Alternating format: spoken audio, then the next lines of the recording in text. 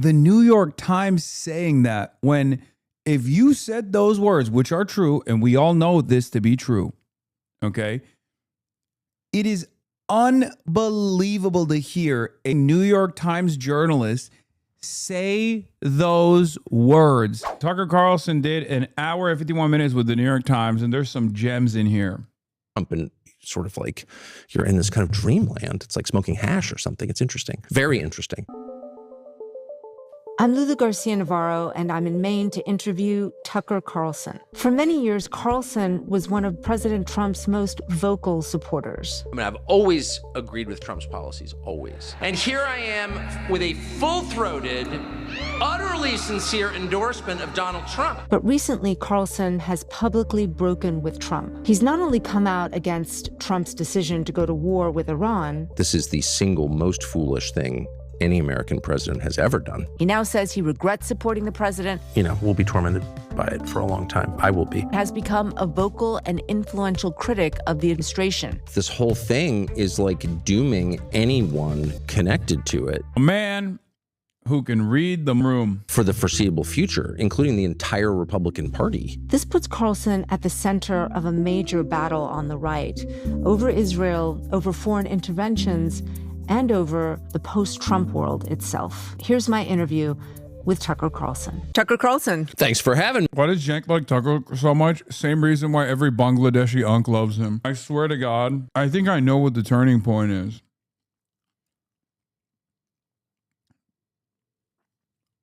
Tucker Carlson defended Muslims a couple times, and that's what it took. And my unk turned into a Bangladeshi unk on a WhatsApp chat. When it goes a long way, chatters, I'm telling you. And Cenk is like not like a Muslim unk at all, right? He's like American through and through. But when you got a white boy, I mean, just country white, okay? We're talking, well, not country club white, right? Tucker Carlson is the definition of a wasp in the dictionary.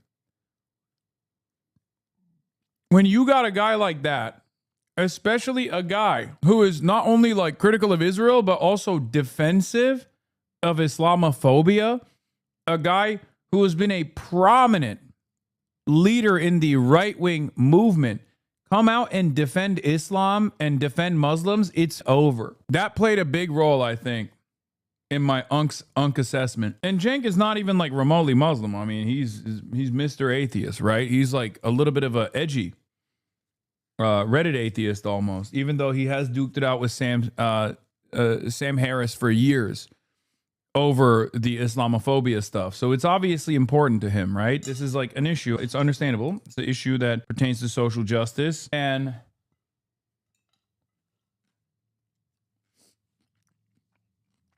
from his perspective, Tucker Carlson coming out and like attacking Islamophobia, saying that like Israel is fomenting Islamophobia, that was huge, I think. Me. Very excited for you to be here. In Maine, we should say. Any excuse to come to Maine is always a good reason. Most people don't come to this part of Maine, so I'm grateful that you did. All parts of Maine are good parts. I wanted to sit down with you for a number of reasons. You've been at the center of conservative media, obviously, for a very long time. By extension, it's politics. And I want to get your perspective on this moment, on your evolution, your worldview. You recently made quite a dramatic break with President Trump over the war in Iran, and so I'd love to hear about that. I want to start, though, in the lead up to the conflict. You said that you spoke to the president several times about the plan to attack Iran before it actually happened on February 28th. I'd love to hear a little bit about that. Was it just you and the president in those meetings? Can you just give me a sense of what was going on there? Well, I've been speaking to him about Iran for 10 years. Right. Literally since 2016, maybe 15, because there was enormous pressure on him, as there has been on many presidents, to regime change Iran. And we know, based on our experience with a much smaller country, Iraq, that's a tall order, and it doesn't necessarily lead to a place you want to go, and it's not good for the United States. So anyway, and Trump knew that, and that was one of the main reasons,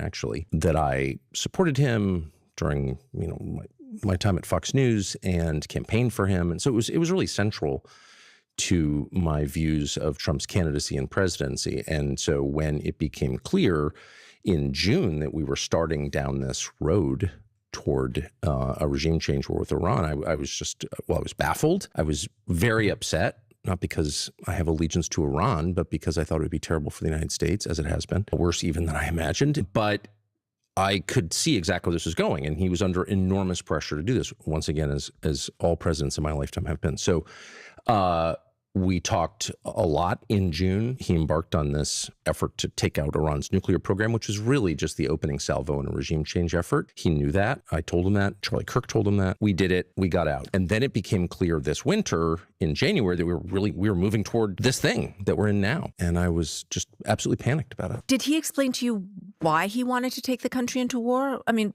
I'm just trying to understand the dynamics of that conversation. What was he Well, there were saying? multiple conversations. Right. I flew to Washington 3 times in the month before, 5 weeks, 6 weeks before, and met with him in the Oval Office alone, and people file in and out, and with the White House Chief of Staff, the Secretary of State, et cetera. Had lunch with him on one of those occasions, and then I spoke to him by phone many times on this topic, and he would begin almost every conversation with, do you want Iran to have a nuclear weapon? To which I said, well, I'm sort of opposed to nuclear weapons. I don't want nuclear weapons. I don't want Israel to have a nuclear weapon. I don't want anyone to have a nuclear weapon. It doesn't seem like a good thing. But that's not the question. The question is, what do you do about it? And that was kind of the end of the rationale for doing this. He never seemed enthusiastic about it, ever. And I would say, well, here are the potential effects of this. Obviously, the geography of Iran being the most important fact of Iran. Iran is not a military power, it's an economic power. That was obvious because it controls the greatest span of coastline along the Persian Gulf, which is the source of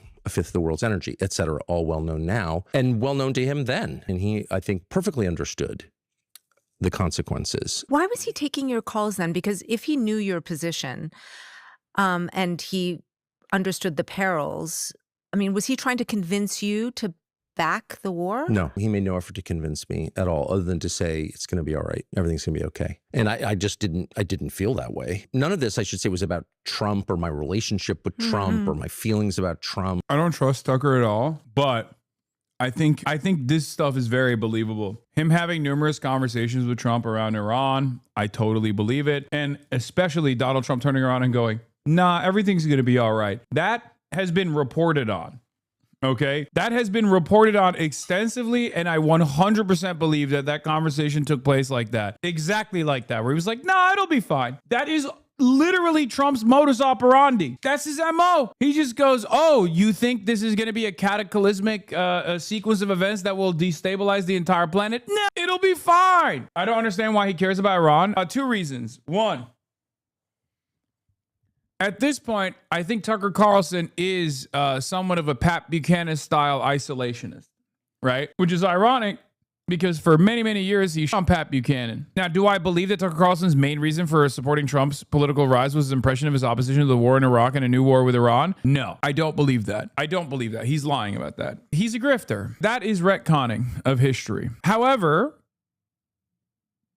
I do believe that he was telling Trump not to wage war with Iran because anyone with like 3.5 brain cells could see exactly how the situation was going to unfold. We knew it, and I don't think I'm necessarily smart. I don't think I'm a particularly intelligent person. I think I have just common sense, right? So Tucker Carlson most likely understood that waging war with Iran at the behest of Israel would be unbelievably bad for America's geopolitical power posture, America's political future, America's capabilities of force projection. It would play a role in the death of American empire. Tucker Carlson loves the American empire. Or his hair color or anything like that. I just didn't want the United States to go to war with Iran. And my strong feeling by the end of those conversations, which was the last one was probably a week before it began, the war began, was that he felt he had no choice. And that he was resigned to it. He was unhappy about it. He didn't seem enthusiastic at all. There was no effort to say, once we do this, the United States will be at peace, we'll be safe, we'll be more prosperous. There was none of that. Zero. I mean, you speak to many people in the administration, and I'm just trying to understand the fault lines over this. I mean, who was for the war? Who was against it while all this was being discussed? I mean, I'm guessing to a certain extent. I do talk to a lot of people there still, but I don't work there, so No, I don't, sure. it's hard to really know. There are people with a long record of making bellicose noises about Iran. They still work there. So, specifically the Secretary of State / National Security Advisor has said for many, many years, Iran is the greatest threat we face, which is a ludicrous statement, but has Talking said about Marco Rubio. that'd be correct. But that said, I didn't hear a single time from anyone, including from the Secretary of State himself, who I spoke to about this, any enthusiasm for doing this. My strong impression, and I could be wrong because I don't work there, is that no one in the building was pushing for this, at least overtly, that all the pressure was coming from outside. Constant calls from donors and people with influence over the president, well-known Rupert Murdoch, Mary Mandelson, et cetera, et cetera, et cetera. And then a small constellation of, I guess they'd be called influencers, beginning with Mark Levin, but there were others, Sean Hannity, pushing the president to do this and telling him that you will be figure out of history, you will save and redeem Israel or something. I think that was the case they were making. And I didn't hear of anybody making the case that this would be good for the United States. I don't think that was ever a conversation. I mean, there's been a lot of speculation about the president's mindset during this period. Yes. And part of it is, of course, about what happened after Venezuela and the successful, in their view, operation there, removing Maduro from office, and that he felt sort of emboldened by that, the success of that operation, and that he felt that this was going to be similar, that he underestimated the Iranians and what they might do in response to an attack. Yeah, I don't believe that. I think the Venezuela operation allowed him to retreat into a kind of fantasy in which he told himself this is going to be easy. But I don't think he believed that. And I should say, having spoken to him a lot in this calendar year, I detected no evidence at all of dementia, mental decline. You hear people say, well, he's gone, soft. That was not my impression at all. Trump is not well informed on a lot of topics, for sure, is proudly ignorant on a lot of topics, but he has kind of remarkable powers of insight into people and power dynamics. Like, you don't get to be president by accident. The guy's smart in the ways that matter politically. And my strong read was that he was doing this against his will. Famously, the head of the Counterterrorist Center, one of the top intel officials in the country, Joe Kent, resigned shortly after the war began and said, oh my God. Okay, listen. Dude. Stabbed in the back. Okay? Remember those words. Okay, I have in the past been critical of people, criticizing me for saying like, oh, Tucker Carlson says Trump is a slave to Israel. This is him working through the steps of regenerating a stabbed in the back myth for the glorious President Donald Trump and the glorious American nationalist movement that unfortunately made the mistake of listening to the Jews.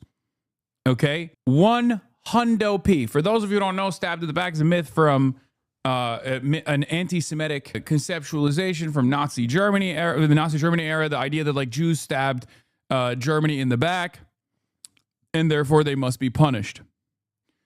Okay? What he is doing right here, because look, I also think Israel urged and goaded and maybe even duped Trump into taking action in Iran.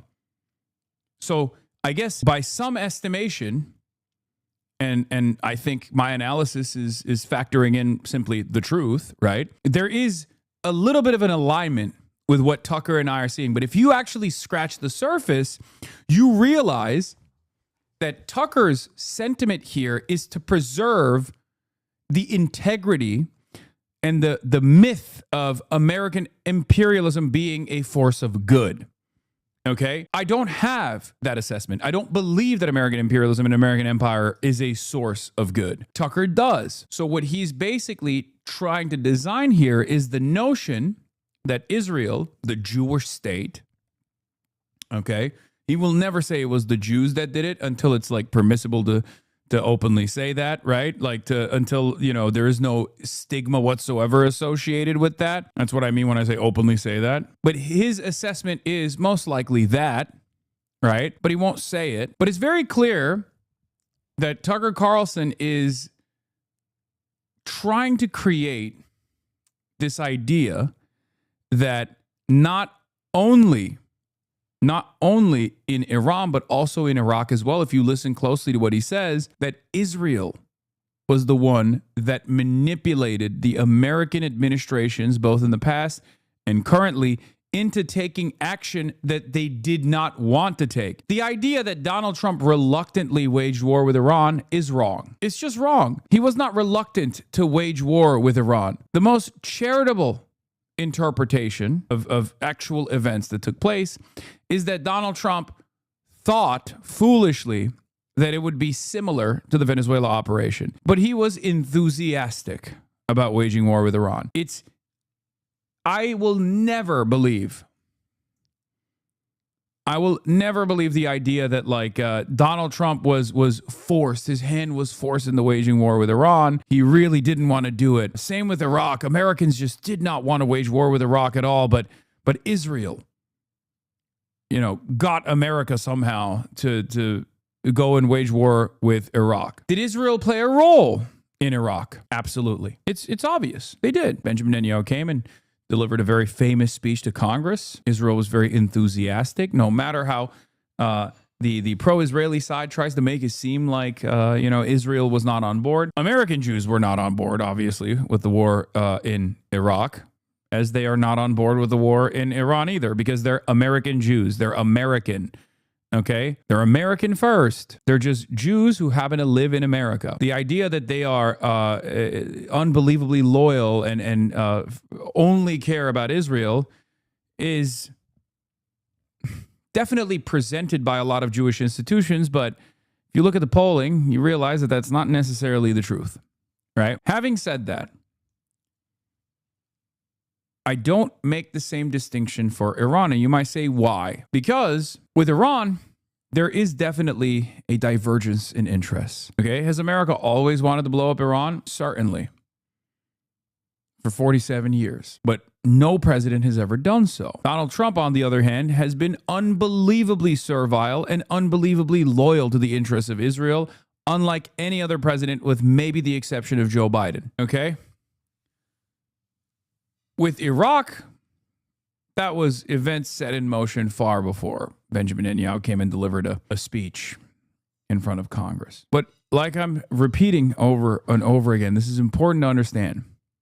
And this is something that I've been very critical of, like the Nick Fuentes of the world on as well. Their ideas, their worldview revolves around this false notion that American imperialism specifically is a force for good. It tames the wild beasts of the world. And America can only do wrong if it's actually goaded into or forced through blackmail, hypnosis, whatever you want to call it. Only when American leadership is forced into taking these actions. And even when the leadership takes those actions, they're actually reluctantly taking those actions. That's what Tucker Carlson is saying here. It's a way to preserve the integrity of America. It's a very nationalistic mythos. Exactly the same That's the major distinction between my analysis of the situation and someone like Tucker Carlson's. thing. I think this decision is connected to a series of seemingly disconnected events, all of which revolve around violence.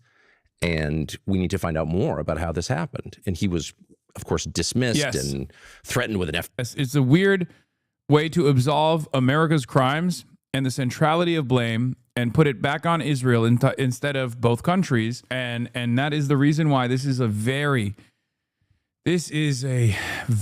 appealing sentiment for many Americans who already have that American exceptionalist attitude regardless.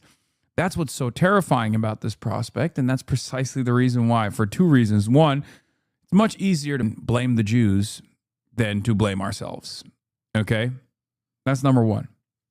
Number two, when you do blame Israel, you actually lean into the idea that America is an exceptional country, and America is not a violent country, or if America is violent, it's actually doing that violence as a necessary form of violence. And sometimes it can appear as cruel, but you simply don't understand it. That cruelty is unfortunately necessary because our enemies are far crueler than we ever could be. So those two factors make Tucker Carlson's rhetoric infinitely more appealing than my rhetoric, because you can turn around and say, Hassan hates America. His name is Hassan. He's Muslim. He's an Islamist fundamentalist. He's a jihadist. He's an Islamo-communist.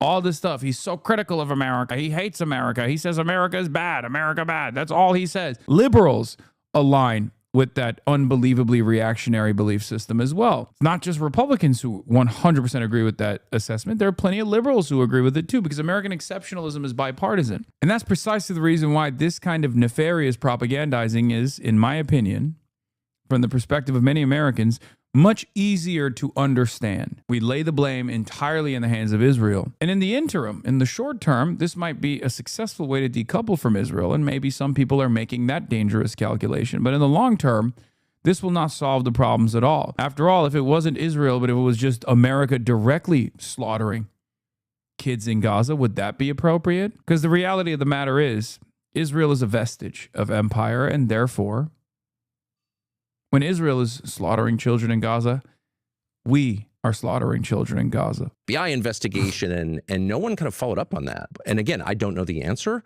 but this was not a normal decision-making process. And my strong impression was that Trump was more a hostage than a sovereign decision maker in this. Well, so tell me what you're getting at when you say the president of the United States, the most... You should stop punching to the left. Oh, you mean to Tucker Carlson? Dude, I'm sorry. I have a policy of usually not punching left, but it's so funny that like everyone that is even fractionally to my left has been utilizing this unbelievably right-wing Nazi-backed media cycle to attack me viciously every single day. And the one time I respond, I'm like, oh, I'm such a bully. I'm punching left. So it's so up. Like, really? You know, I've kept quiet on purpose because I do have a policy of not punching left. But at some point, I have to, you know,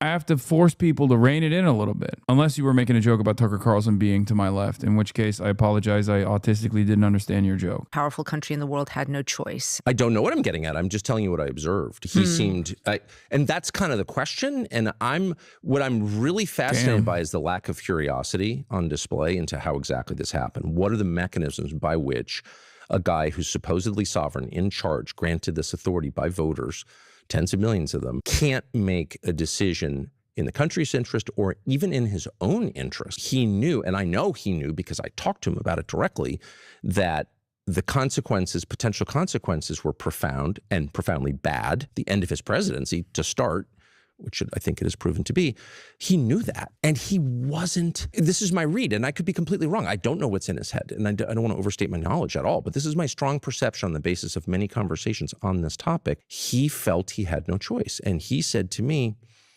everything's going to be okay. Because I was getting overwrought. Don't do this. The people pushing you to do this hate you. They're your enemies. This will destroy you. This will gravely harm our country. We've got kids. I'm hoping for grandkids. Let's not go there. And he said, it's going to be all right. And he said, do you know how I know that? And I said, no. He said, because it always is. And I do think there's a kind of, you know, Teddy Rooseveltian optimism there, but that's not. Getting right off the bat, the jokes and trolling coming from a chat of thousands of people is not autism, by the way. Okay, well, sometimes it is. Really what it was, and this is my read, that was more a kind of justification from a man who feels he has no choice. And that is my strong view. And not just my strong view, the view of others who were around him and involved in this deliberation, to the extent it was a deliberation, which is not much. Who are the other people around him who had that view? You know, I can't speak for the views of others, but I will just say once again. He's going to say J.D. Vance because this entire exercise is, in my opinion, to gain legitimacy and credibility in the anti-war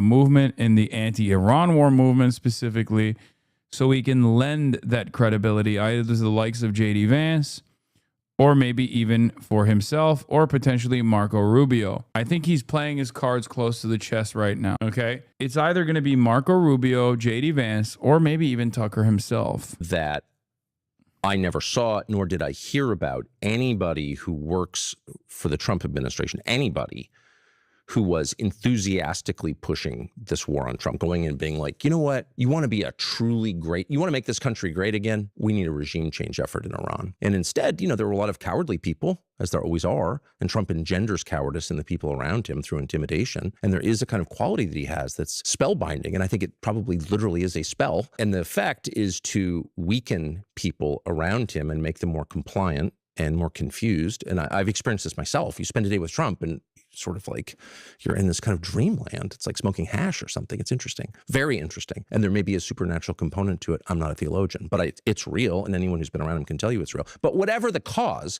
no one around him was weighing in strongly, as far as I know, on either side, for or against. But people from the outside were strongly weighing in, calling him constantly. I'm going to give an alternative view on what may have happened. Yes. Which is, and you may be right, by the way, because I don't want to overstate what I know. Sure. I just want to due diligence. We've seen the president in his second term be much more interested in foreign policy, as many presidents are, much more open to taking action, not only in Venezuela, talking about Cuba, wanting the Nobel Peace Prize, weighing into situations in which he wasn't terribly interested in his first term. For sure. And so that's real. Could that not be part of this? It's a huge part of it. And there's no question about that. And all presidents decide at some point that they're not interested in running the United States because it's hard. And how do you fix Baltimore and Gary, Indiana?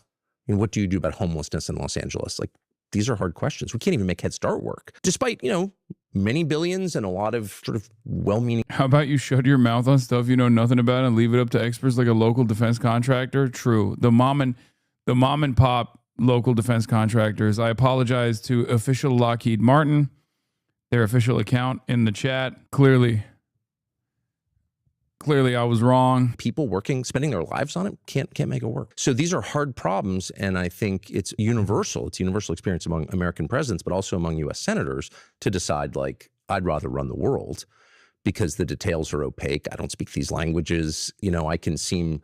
well, first of all, it's a display of male power. Send the bombs in, kill the bad people. But moreover, you get to feel like I did something, and that's important. And I get it. And this is, again, as you wisely note, a process that all presidents tend to go through. And so Venezuela, Cuba, I object to both of those efforts very strongly, but neither one, in my view, risks the future of the United States in the way that the Iran war now does. And so it's a big deal. But because it is, by the way, a contiguous neighbor of Iraq, and because Trump spent years talking about what a terrible idea the Iraq invasion was, in fact, defined his candidacy in 2016 on... Yeah, that doesn't mean anything, man. Like, what the... Oh, my God. How could Trump do this after he said so much about how dangerous the Iraq invasion was? Clearly, something changed dramatically. I don't know. It's not like Donald Trump was actually a peaceful dove. Wow, he lied. Wow, I can't believe Donald Trump lied. What else? I wonder what else he must have lied about. What else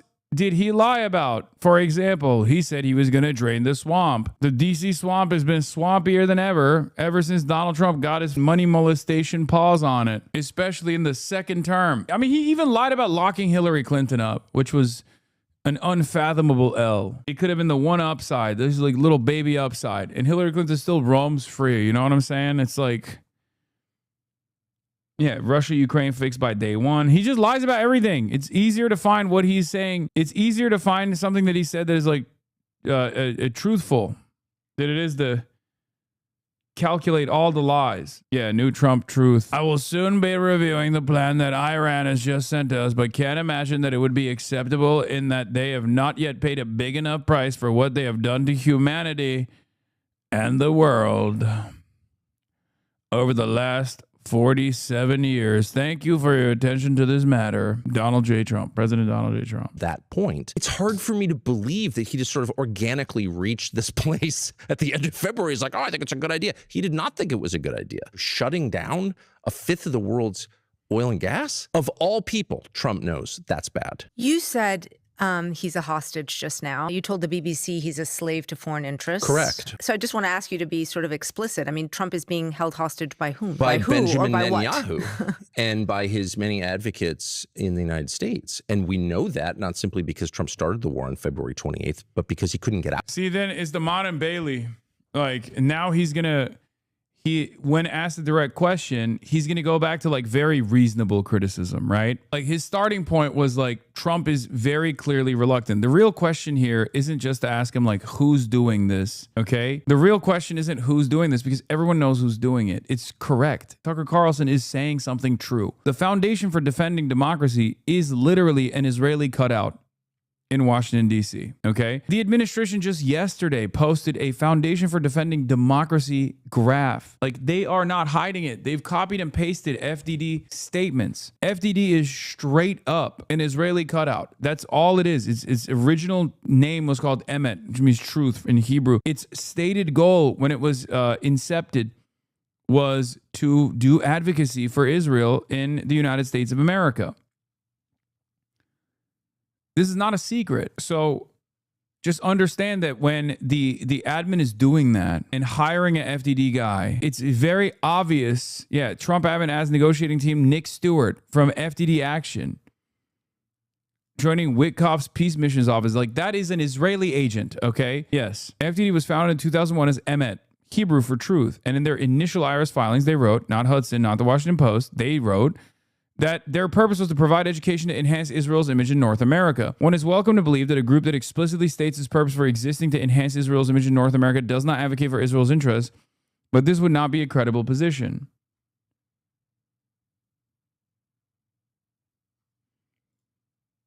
Now we know you aren't a golem because if you were, saying Emet would have caused you to self-destruct. Is that like Hebrew lore? Is that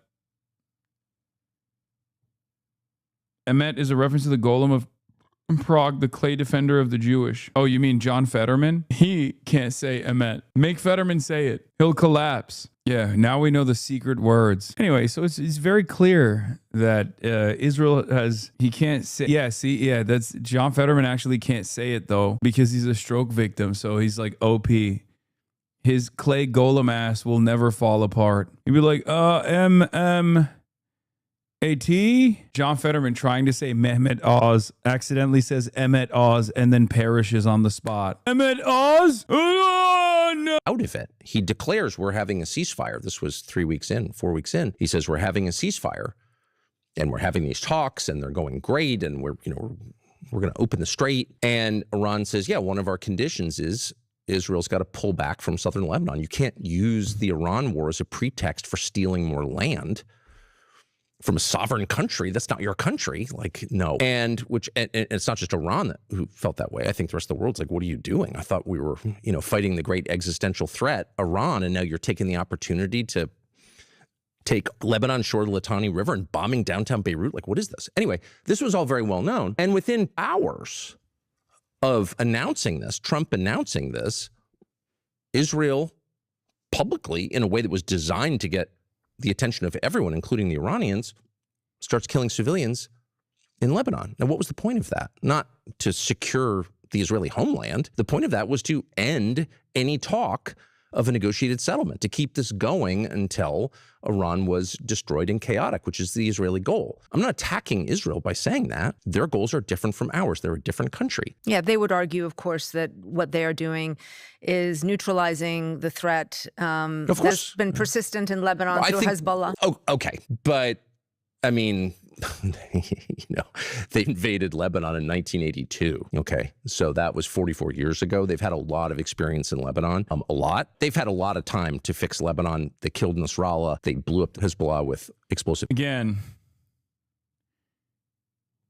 Israel's evil is so severe and so flagrant that Tucker Carlson, an American fascist, can make decent commentary on it and look like the good guy in comparison when he's objectively not the good guy. Just because he might be the better guy comparably to Israel in this equation doesn't mean that he is a good guy at all.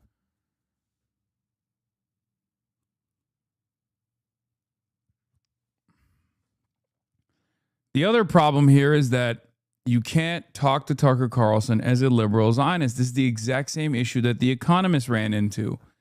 If you put a liberal Zionist in front of Tucker Carlson, that is the easiest environment for Tucker Carlson to win, for Tucker Carlson to look great in comparison to even the New York Times. You have to put an anti-Zionist in front of Tucker Carlson.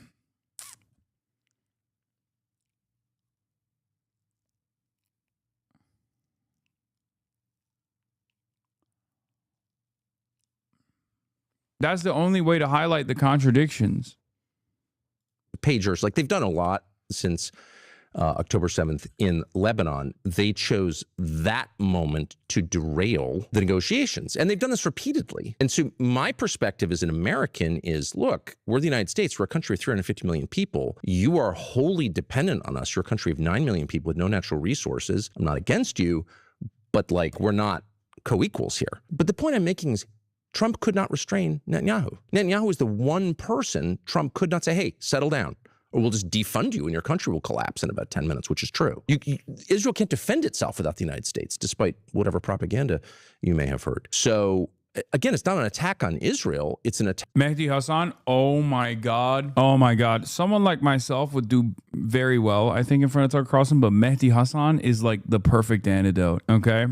That would be like the perfect counter, especially because Mehdi is like liberal enough too. Tucker would never do it. Tucker won't even talk to me. Attack on American leadership for not constraining its partner in a way that helps the United States. Trump said, I want a negotiated settlement. Israel stopped the settlement. Trump refused to even criticize Netanyahu in public. Are you joking? That's slavery. That is total control of one man by another. And it's, that's between Trump and Bibi and God, as far as I'm concerned. But as an American, that's our president, our elected president, whose job is to protect our country and our interests and our economy. And he is looking out for Israel first. That's outrageous. And no amount of like, oh, you're an anti-Semite, which I'm not, and I'm never going to be, is going to stop me from noting that that's outrageous. It is outrageous. Before we just move on, I am curious about this one point, which is obviously Israel has tried to exert its influence on a number of presidents. Many presidents have been asked. That's, by the way, music to my ears. Okay? The New York Times saying that when, if you said those words, which are true, and we all know this to be true, okay? It is unbelievable to hear a New York Times journalist say those words. Chatters, many of you only learned about Israel and that it's been up to in the last couple of years, okay?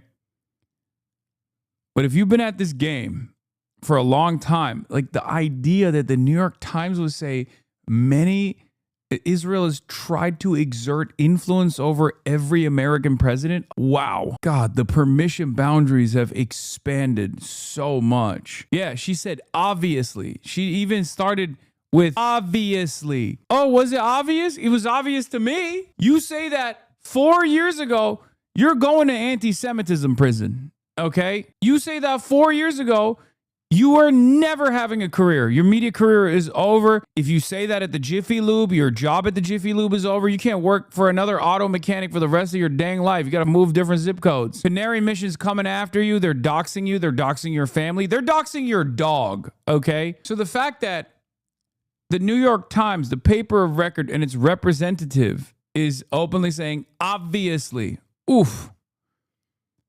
Times have changed. To decapitate Iran, to do a joint military operation in the Middle East, which this is the first time really that this has happened, where the United States and Israel are doing a joint military operation against a Muslim country. And I'm just wondering why you think other presidents didn't have that influence, because they obviously were subjected to the same pressures, the same donors, the same Bibi Netanyahu who's been there since the 90s. I mean, what do you think has materially changed that made Trump more susceptible to that influence? I mean, that's kind of the question that I would like answered. And I don't know the answer, as noted. But, one argument could be, well, Trump is just uniquely weak. Okay. But that was not my perception. I think Trump obviously has weaknesses. And a lot of his posturing is compensatory, of course. I'm not interested in psychoanalyzing Trump, but that's just clear. But what was it about this moment that allowed a foreign leader to have this level of influence over an American leader? And I don't know the answer, but again, I think it's worth finding out. I would also note that, and this is not a defense of Trump, hardly, this is the single most foolish thing any American president has ever done, in my opinion. I say that with sadness. I'm serious when I say this. I think Tucker Carlson's defending Trump here. I know to the untrained eye, it looks like he's cooking Trump. But now that I've heard him expand, now that I'm hearing him expand on the idea that Trump is a slave, because when I say Trump is a slave to Israel, like my assessment is not, oh, Trump is technically blameless here.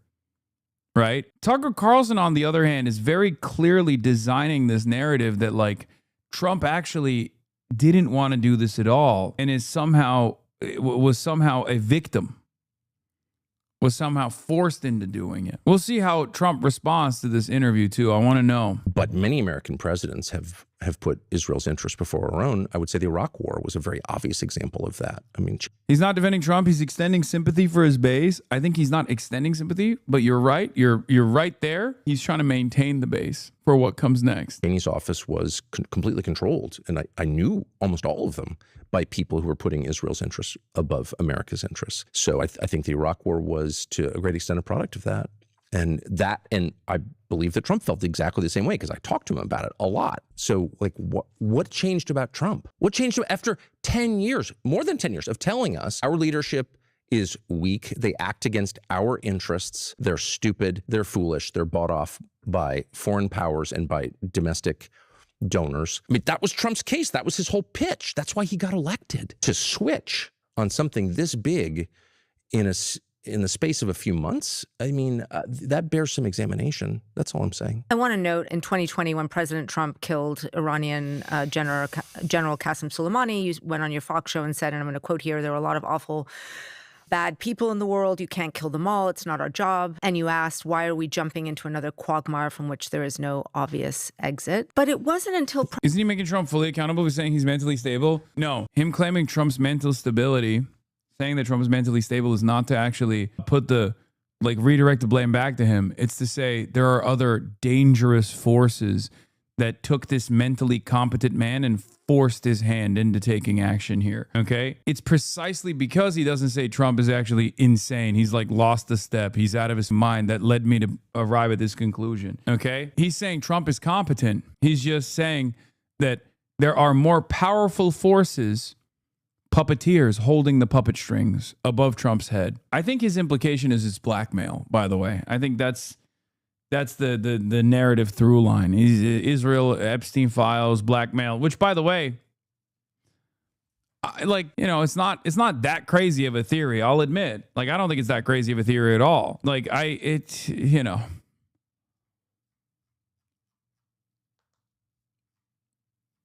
every time Donald Trump is throughout this Iran stuff, even Melania coming out and just giving an advanced warning about how she had no affiliations with Jeffrey Epstein whatsoever, right after the ceasefire negotiation that Trump put together with Iran against Israel's demands.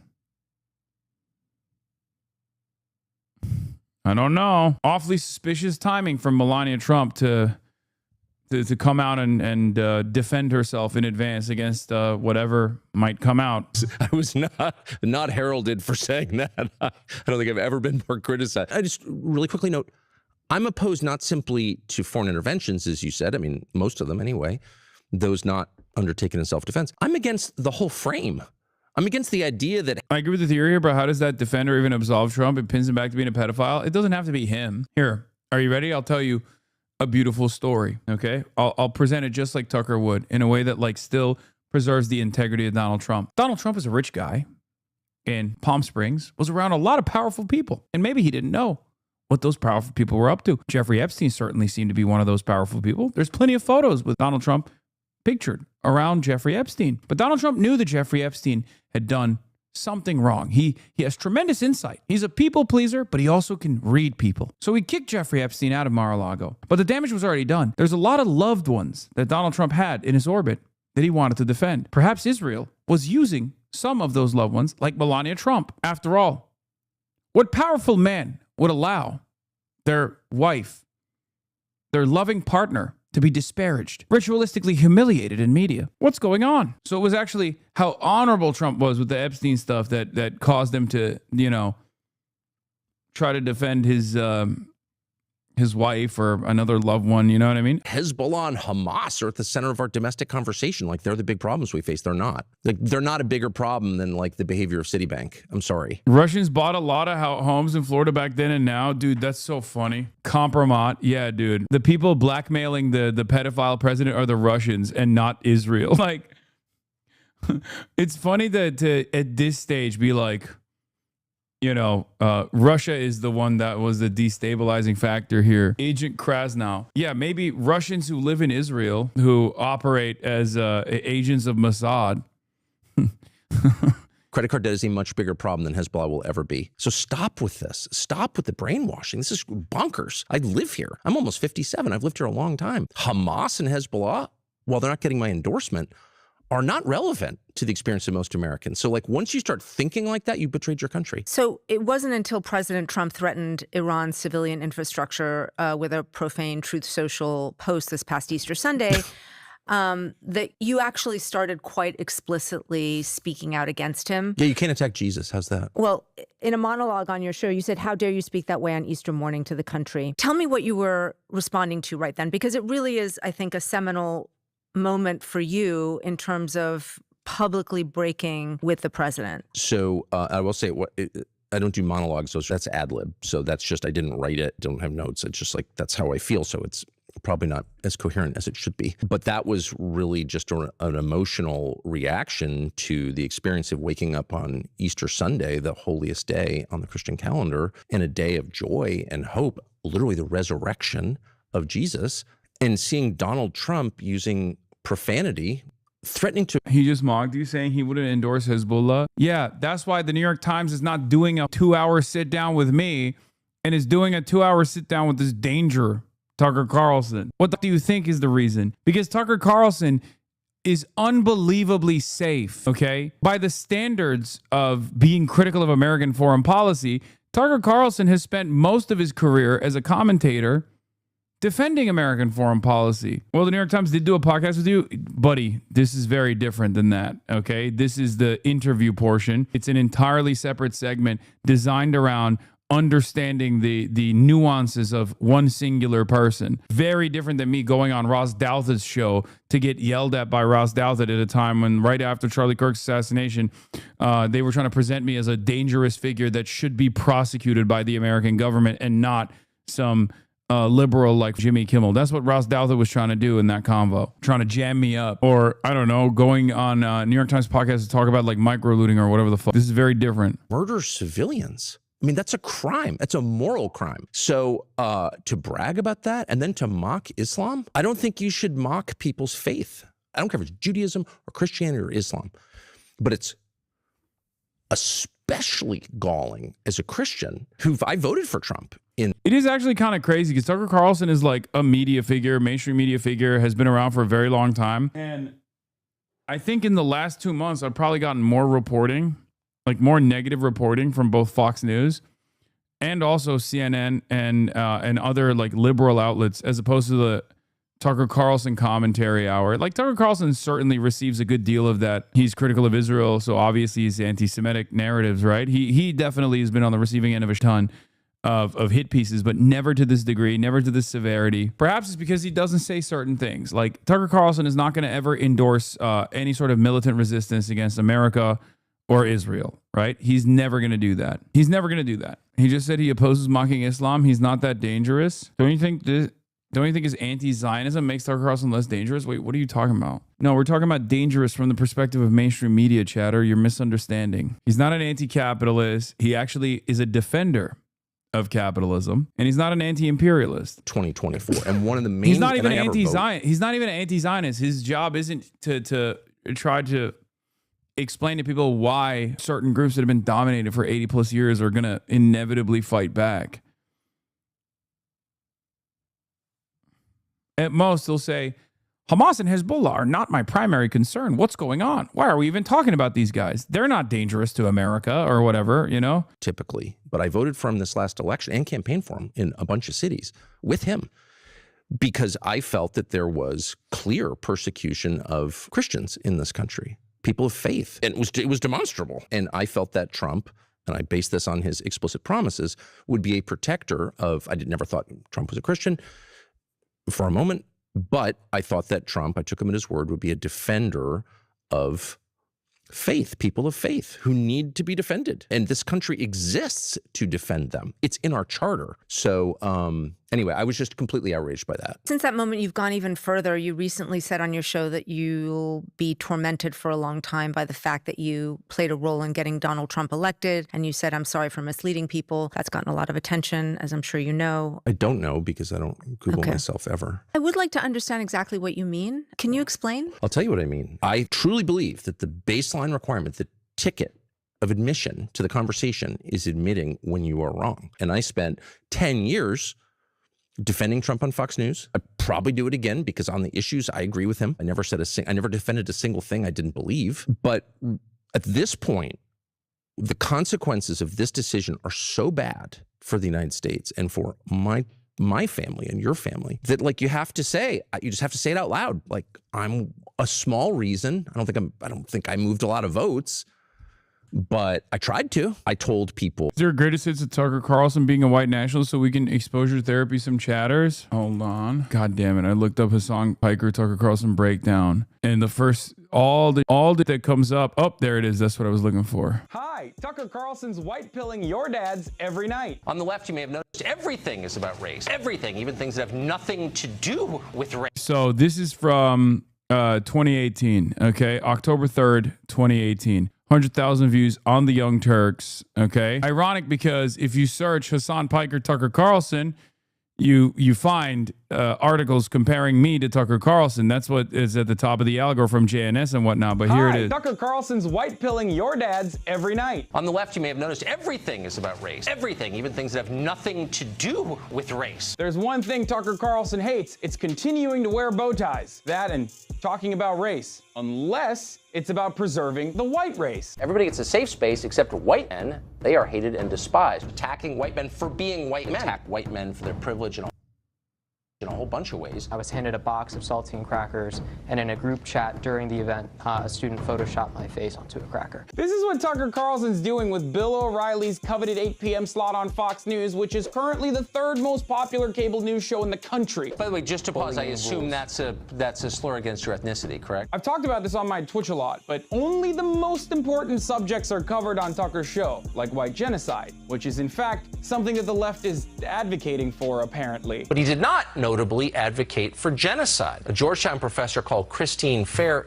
did do that. Imagine being a producer on Tucker's show, constantly scouring the internet looking for blue checkmark Twitter users saying dumb things while they're emotionally distraught in order to make wild claims like that the left is advocating for white genocide. Of course, this isn't how white genocide is actually happening. According to the folks Tucker is mirroring, white genocide is happening because immigration is changing the nation's demographics, and it's being justified by an evil liberal plot called diversity. Diversity is our strength, they screech, as if that settles the conversation by itself, like a magic talisman. Diversity. We hear about it nonstop. It's the mainstream motto. Tucker's relentless attacks against diversity, multiculturalism, and immigrants as a whole are literally identical to white supremacists, white nationalists, and neo-Nazis. They're also reductive and oftentimes completely baseless comparisons. How precisely is diversity our strength? Since you've made this our new national motto, please be specific as you explain it. Well, for one, diverse executive boards generate better returns, among countless other studies that show the many benefits of diversity, but I'm sure the biases of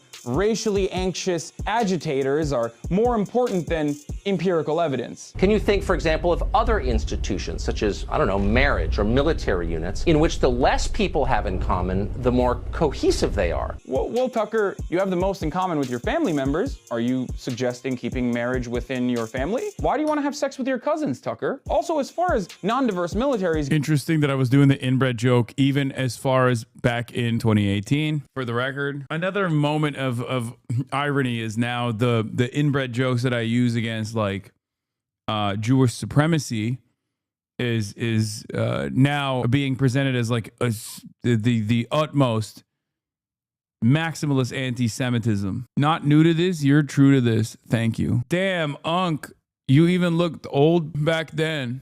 Maybe you should open a history book and take that up with General Robert E. Lee. Go on, Tuck. What else? Latin American countries are changing election outcomes here by forcing demographic change on this country at a rate that American voters consistently say they don't want. This assertion is preposterous because, I mean, it's completely untrue. Just look at polling data. 75% of Americans say that immigration is a good thing. So who are the Americans you're referring to here? These guys? It sounds to me we got a problem with people who got here legally altering the landscape politically. I don't like it. You, stop it. But I guess we should just run the country on the white fragility of crying neo-Nazis as opposed to the overwhelming majority of Americans' wishes. But play us out, Tucker. Give us a cherry-picked example that could easily be countered with facts. Hazleton's population was 2% Hispanic. Just 16 years later, Hazleton is majority Hispanic. That's a lot of change. People who grew up in Hazleton return to find out they can't communicate with the people who now live there. And that's bewildering for people. Hazleton's a perfect example of immigrants saving a small coal mining town from absolute economic annihilation by opening up small businesses, and even the large immigrant-run corporations who have brought jobs over to the small town. This is, of course, despite the efforts made by the white population to fight off the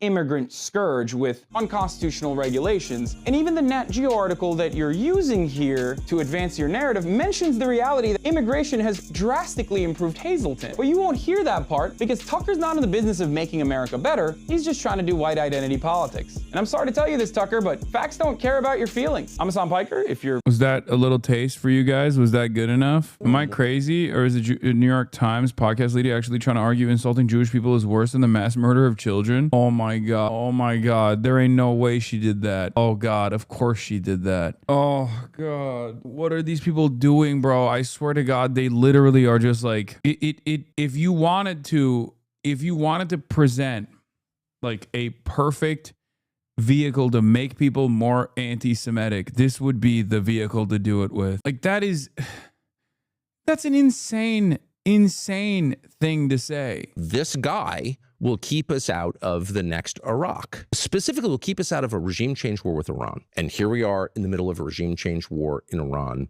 where hundreds of Americans have been wounded. Some number have been killed. They won't tell us. And that's just the opposite of what I said would happen. So I'm sorry. So I hear you say that, but I am compelled to question it a little bit because are you simply just going public about something that you felt privately for some time? Because in 2021, through the Dominion lawsuit against Fox News, some of your texts went public. Right. And I'm just quoting from a couple of them. You know, you said there really isn't an upside to Trump. You said, I hate him passionately. I mean, clearly you had some feelings of reservation about the president. Without question. Before this time. There's no, it's because he's a phony. Dude, that is the best one where the Dominion case revealed that Tucker was just like, I hate this piece of, God damn it, he's such a son of a bitch. He's ruining the beautiful neo-Nazi movement that we could have designed by being so selfish. He set our movement back. I mean, he wasn't saying it like that, but it was basically saying that, right? Like that is,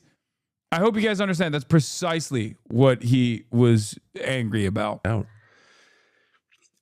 So I'm just trying to understand the... You know, I have a lot of thoughts and theories about things which, you know, may or may not be rooted in reality. So I hesitate even to spring any of my theories on you because, like, they're probably insane. But one thing that has bothered me for many years is the fact that a lot of people in Trump's immediate orbit have been hurt. And really hurt, you know, gone to prison, become unemployable, publicly shamed, gotten cancer. And I just am a believer in like big picture assessments of things. And you know, so you're trying to think like, is Trump good or bad? Like he's saying things I really agree with, but then people around him are getting hurt. Yeah, they got cancer because of January 6th. No, he's talking about people that got cancer while they were in prison, I think. Like some of the January 6ers, right? Is the country actually getting better? I don't know. It's hard to know. Because to some extent, your vision is obscured by the intensity of some of these debates. Mine is easily obscured by that intensity. But did I have reservations about Trump? Of course. And, you know, to some extent, I sublimated them or rationalized them away or focused on areas where I agreed with him, all my fault. But I told myself, and I to some extent still believe, like, it's the big decisions that matter. And I knew, because I know the Democratic leadership really well, that they're completely under the control of the same forces, and that we would get a regime change war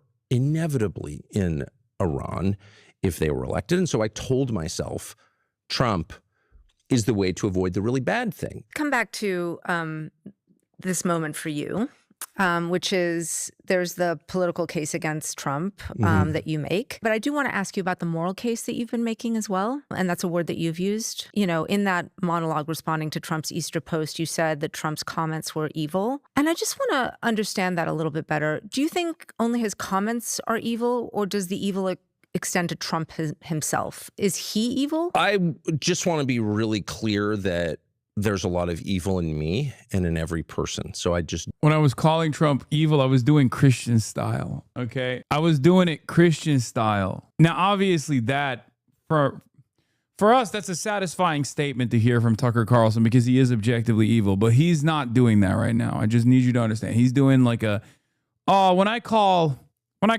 people evil, I mean, in the same way that we're all a little bit evil. We're all sinners after all, you know, Christian style. That's what it is. That's what it is. That's what it is. That's what it is. Don't want to, and I've certainly experienced it in myself, and I've seen it in all people. You know, we're all capable of evil. So I want to pull back on the judgment and be very precise about what I was saying, which is you cannot mock other people's gods and put yourself in their place, period. That is a deal killer for me. That's worse than the war with Iran, in my opinion. Yeah, but I ask because, you know, you've been talking on your show about whether Trump is the Antichrist. I have not said that. On your show the day after Easter. That's worse. That's worse than murdering little schoolgirls, okay? I just don't think Tucker Carlson or any person sincerely believes that, okay? Disrespecting God, like disrespecting Christians and Christianity, is worse. Tucker, first of all, you're not a fundamentalist Islamist, okay? Like, Tucker is literally doing the drawing of the Prophet Muhammad is the ultimate sin, and I will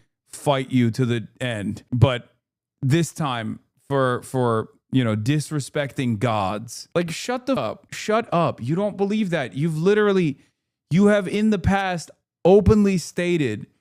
By the way, that's like ISIS. Tucker Carlson is like, well, as a Salafist, as a follower and a worshiper of Allah and the Prophet Muhammad, peace be upon him, I consider disparaging the God that we all believe in, the one God, the one true God, Allah, the disrespect to be the ultimate sin, ultimate haram, as we say. Yeah, he called Iraqis monkeys on air, bro. He said Iraqis are primitive monkeys that deserve to be bombed back to the Stone Age. People don't know Tucker's background. They're just, oh, that's what it is. When you're around for, you know, 30 years, right? And you have been such a target-rich environment for every different kind of reactionary opinion. Most people don't know this background. I remember because I was there. Yeah, now the Ummah loves him. Hold on, let me see if I can find it. Where the fuck is it? I can't find it. I've covered that too. You noted he did not put his hand on the Bible during his swearing-in ceremony as president. You said, and I'm quoting, maybe he didn't put his hand. Here, there's a chatter sent this one. Tucker, aren't we the only country allowed to make preemptive strikes? Who the hell does Iran think it is? Actually, I know you're sort of kidding, but I agree with that. I think we are the only country I'm not with the kidding moral at all. authority. Rather, we are. That's absolutely right. The only country with the moral authority sufficient to do that. The only country that doesn't seek hegemony in the world. I do think, I'm sure I'm the lone voice in saying this, I think Iran deserves to be annihilated. I think they're lunatics. I think they're evil. I do think we ought to assess what would happen to the price of energy were we to do that. I don't think that's a small factor. It could tank our economy. Tucker, aren't we the only country allowed to make preemptive strikes? Who the hell does Iran think think it is. Actually, I'm running it again so you can hear it again. I know you're sort of kidding, but I agree with that. I think we are the only country I'm not with the kidding moral at all. authority. Rather, we are. That's absolutely right. The only country with the moral authority sufficient to do that. The only country that doesn't seek hegemony in the world. I do think, I'm sure I'm the lone voice in saying this, I think Iran deserves to be annihilated. I think they're lunatics. I think they're evil. I do think we ought to assess what would happen to the price of energy were we to do that. I don't think that's a small fact. Why did he get fired from Fox News? Do you want the real reason or the fake reason? The fake reason that they released to the media was a Dominion case. The real reason was because Rupert Murdoch was personally terrified of the unbelievable influence Tucker Carlson commanded. The real reason was that. And I remember reading something about this at the time. Like, Rupert Murdoch had like a much younger wife at the time. She had become a huge Tucker Carlson fan. And she was like becoming, Rupert Murdoch is like a huge COVID, not truther necessarily. Like, he's really worried about COVID, famously. It's kind of unbelievable when you think about how much anti-vax conspiracies Fox News has actually, no, he's not a skeptic. He's not a denier. No, quite the opposite. He is a major COVID realist. He is responsible for so much COVID skepticism when he was an unbelievable COVID paranoid, a COVID paranoid person, COVID conscious person. I don't know what the right word is. Yeah, he was Putin levels of COVID avoidance. Yes. In his personal life. I talked about this. I talked about this in the past. He basically shut himself off from the rest of the world. He basically shut himself off from the rest of the world during COVID, during peak COVID. He cut the line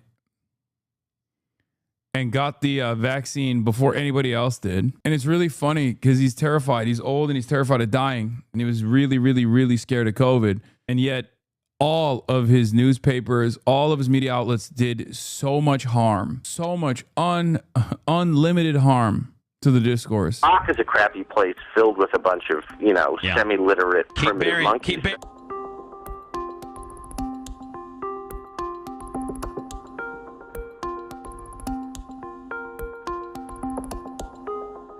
Typical whining from a black politician about how you don't like me because I'm black, using racism as a defense, right?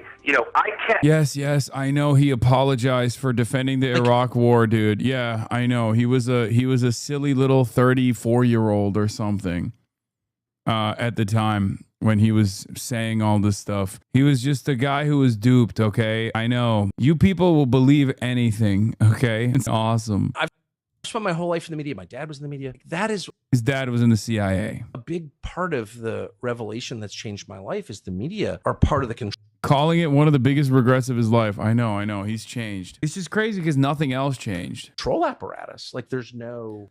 What do you mean, you people? You know exactly what I mean. Dumb who fall for anything. Yeah, I know. Because you're younger and smarter and you're like, yeah. But what if you're me and you spent your whole life in that world? And to look around and all of a sudden you're like, oh, wow. Not only are they part of the problem, but I spent most of my life being part of the problem, defending the Iraq war. Like, I actually did that. Can you imagine if you did that? What do you think? What is one of your biggest regrets in your career? Oh, defending the Iraq war. That is it? Well, I've had a million regrets. Not being more skeptical, calling people names when I should have listened to what they were saying. Look, when someone makes a claim. Yeah, these are the type of who will literally believe Tucker Carlson and then say Grant Plattner is a phony. There is a literal Venn diagram that's a circle there, okay? There are hella people who genuinely think Tucker Carlson is a changed man, and those very same people are like, well, Grant Plattner is a child killer, baby murderer, bloodthirsty monster who's just obviously fake. That seems like a ridiculous straw man. Oh, here we go.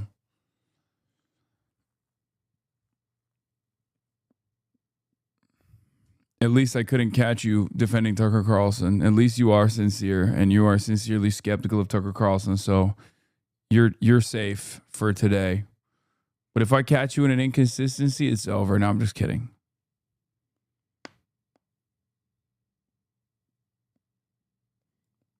Bro, there was a chatter earlier that said Tucker has pushed back against liberals more than you. It's not a straw man. Why spend your whole life fighting for your values, fighting for your principles, fighting for social justice, advocating, even when no one's looking, advocating for the same exact things when there's 35 people in here as opposed to 35,000, getting yelled at endlessly, doxxed, swatted, smeared all around the internet. You can just make a fucking heel turn one day and be like, yeah, actually, now that this is unfavorable, I decided it's bad. And dumb will turn around and go, yeah, that guy is actually righteous. You, on the other hand, you're a fucking piece of shit, dude. Fuck you. No one is right all the time, you asshole. Why does Tucker Carlson push back more on Zionists than you do? You've had multiple interviews with liberal Zionists and said nothing. Oh, great question. Okay, here, let's unban this guy because I really want to ask him a question. Hey, if I said what Tucker Carlson says about Israel, do you think that would be defensible? Like, I love Israel. I think Israel is a wonderful country. I've visited Israel many times. I have many friends who actually love Israel. I have many friends that work in the Israeli state. I actually love all of that.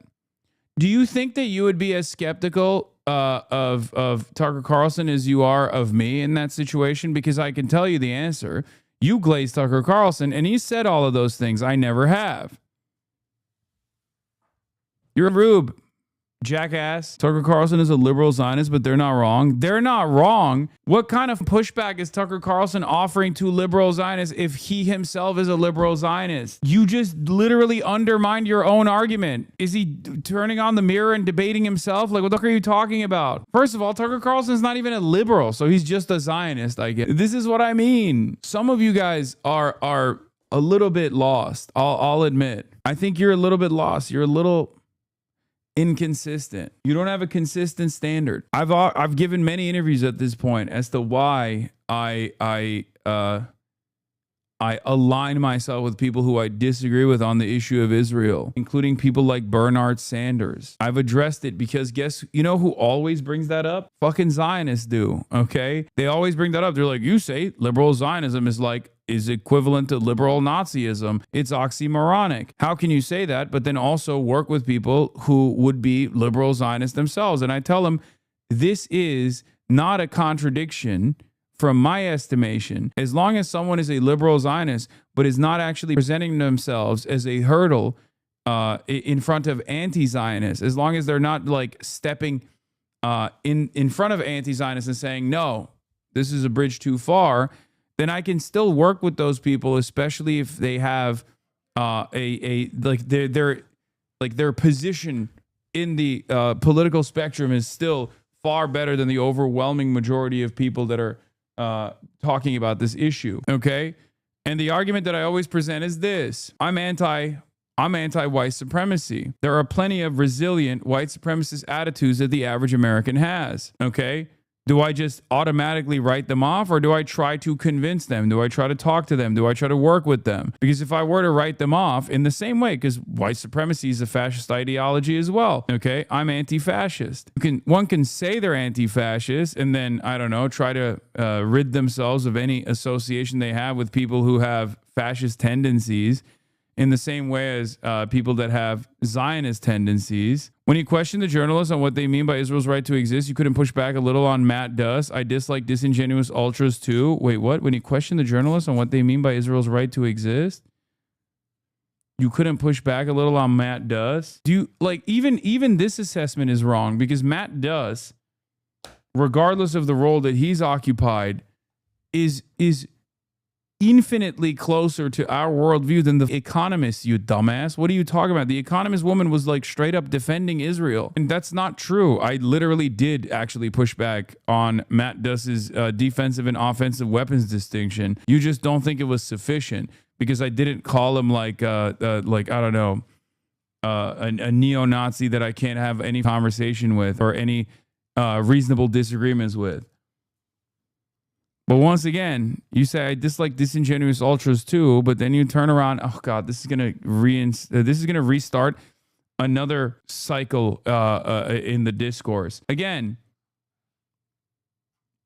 I'm telling you right now, chatter, you don't have consistent principles on this. If you think Tucker Carlson does a better job pushing back against liberal Zionism, when you admit that he himself could be considered a liberal Zionist, that doesn't make any sense. You accuse the chatter of being lost, but the line you draw on Zionism, liberal or not, is pretty arbitrary because that's what beliefs are. There's a line you draw that doesn't mean you have some magic set of rules the rest of us don't. Okay, but the magic set of rules cannot be not only defending Tucker Carlson, but even going so far as to say Tucker Carlson does a better job of addressing Zionism than I do. Do you agree with that chatter's distinction here? Do you agree with the line that chatter has drawn, no matter how arbitrary? Or do you feel like it's unbelievably incoherent, especially considering that the chatter himself has admitted personally that Tucker Carlson could be considered a liberal Zionist? Tucker Carlson could also be considered many things, like white nationalist, a fascist. Oh, he is the #1 advocate of the white replacement theory, the great replacement theory. There's only one question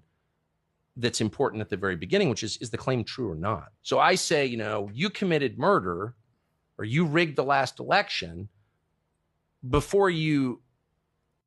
I don't know. I think you're afraid of being mocked by Tucker. Yeah, so that's why I'm constantly trying to have a conversation with Mr. Mogger himself.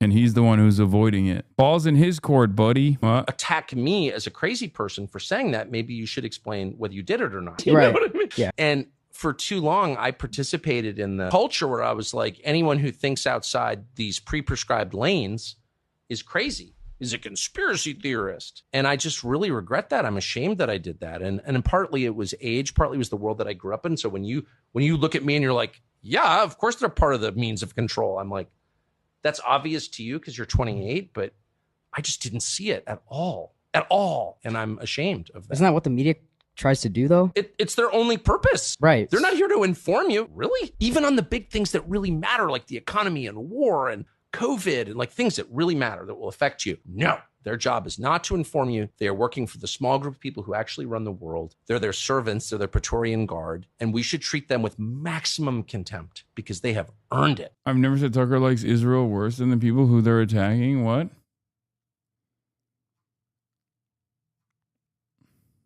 On the Bible because he affirmatively rejects what's inside that book. And then on a recent show, you went further saying, here's a leader who's mocking the gods of his ancestors, mocking the God of gods and exalting himself above them. Could this be the Antichrist? I actually did not say, could this be the Antichrist? Here's a leader who's mocking the gods of his ancestors, mocking the God of gods, and exalting himself above them. Could this be the Antichrist? Well, who knows? I don't know where that comes from, but I know that those words never left my lips because I'm not sure I fully understand what the Antichrist is if there's just one. This dude has 7K subscribers. Why give him air? I know you're making that as a joke, I think, right? Yes. He was hacked apparently, and we found out that he only has 7,000 subscribers, which I don't know if that's like true or not, but it is very funny to think that Tucker Carlson is not an influential person in American politics.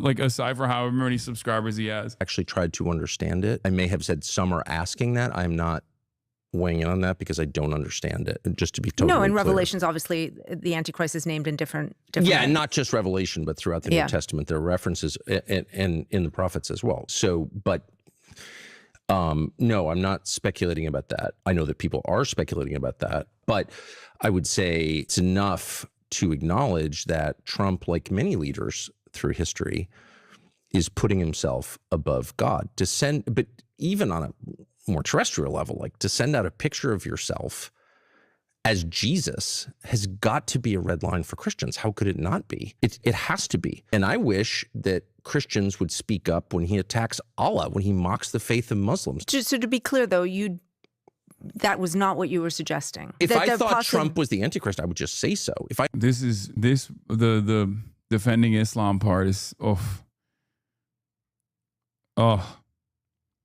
he's so good, man. He's such a demonic entity. I understood what the Antichrist is, I would say so. And I don't really. I mean, I guess he's packed up the Ummah. The Ummah will never recover. They will wage war at the behest of Tucker Carlson. Literally, it's because you've been discussing it repeatedly on your show. So I'm just trying to understand why. What I've tried to think What do you want your audience to sort of? I want my audience to see what's happening now. Something chatters aren't internalizing is how shallow Tucker's commitment to any ideology is. They see him saying the correct words in a field of mainstream liars, when in reality he's adopting populism to boost his public image. Look up sophism. I think so too, but I don't agree necessarily that Tucker Carlson doesn't have one underlying agenda. I think he is truly a white nationalist, or at least white nationalists think he's one of them. He might be agnostic on the Jewish problem, right? The Jewish question, he might be somewhat agnostic on. I still lean on the side that he's just like, he's anti-Semitic, but he knows how to, keep his cards close to his chest. But he and Candace both do what I call slop. They know they have a ton of Muslim followers now because of their anti-Israel advocacy that they throw bones in. The only issue is they break with other Christian nationalists or things that Muslims care about. Yeah, there is nothing more powerful than a white man defending Islam, a white Christian man defending Islam from a position of authority in the eyes of the entire Muslim world. Or, Candace Owens as well. Powerful American Christian woman. Oh, you don't understand, dude. These are going to do numbers in the WhatsApp group chats. Oh my God. In terms beyond just material. Obviously the commodity flow through the Strait of Hormuz is, essential to the global economy. Got it. But I also think there is a world beyond our senses. Every culture and civilization has understood that from the beginning of time, and we're in this weird anomalous moment where we've been trained not to think that, but it's real. And this is a realization that's dawning on me. I wasn't thinking like this at all until several years ago. So I don't want to pretend that I'm a shaman or anything like that. I just want to make the point repeatedly, again and again and again, that there are unseen forces that act. There is a spiritual realm. And we are subject to those forces for good and bad. And I don't think that Bro, this guy once unironically said that he woke up one night and he has scratches all over his body and he thought that there was demonic possession at play. Oh my Lord, it's like such a ridiculous person. Any person can deny that. I just want to make the point that you did say, could this be the Antichrist? And then you said, well, who knows? You did use those words. So man, then my apologies to you if there's video of me saying that. I guess what I'm expressing to you is it doesn't. Boom. Yeah. Wow. He's so apologetic. He's so good, dude. He's such a good guy. You see, he's sincere and he's apologetic. Reflect exactly. Why are you still pressing him? How I feel. That suggests a precision that I haven't arrived at. Trump is the Antichrist. Well, you'd have to define, we're sort of quibbling here, but you'd have to define Antichrist. And I know that I can't define Antichrist. And it's not clearly defined in the New Testament. I'll be honest, like the only thing that I think he has had a sincere change of heart on is the violence of Israel. I do genuinely believe that he found the violence to be unconscionable. I think that is sincere. I'm willing to go that far. Some might. I don't think it's just anti-Semitism motivating him to say the things that he's saying. I don't think it's like his allegiance to the pearl of the Gulf, the nation of Qatar, a beautiful nation. I am, of course, I also demonstrate fealty to. Okay. Shouts out to my Oilers. I do think he actually saw what Israel was doing and thought that it was really I'm willing to go there. What makes you think that? He went to the Palestinian Children's Hospital in Qatar. And he visited, and he didn't have to do that at all. In the Huckabee interview, he strongly questioned who has the biblical right to the land. He argued that Palestinians who can trace their bloodline directly back versus Ashkenazi Jews, specifically mentioned Netanyahu. Isn't that anti-Zionism? Fuck no. What? No, not at all. That's blood quantum science. Who gives a... You think that what makes the Palestinians indigenous to the land is like the eugenics or the race science or how long, like, that they can trace their ancestral lineage? So what?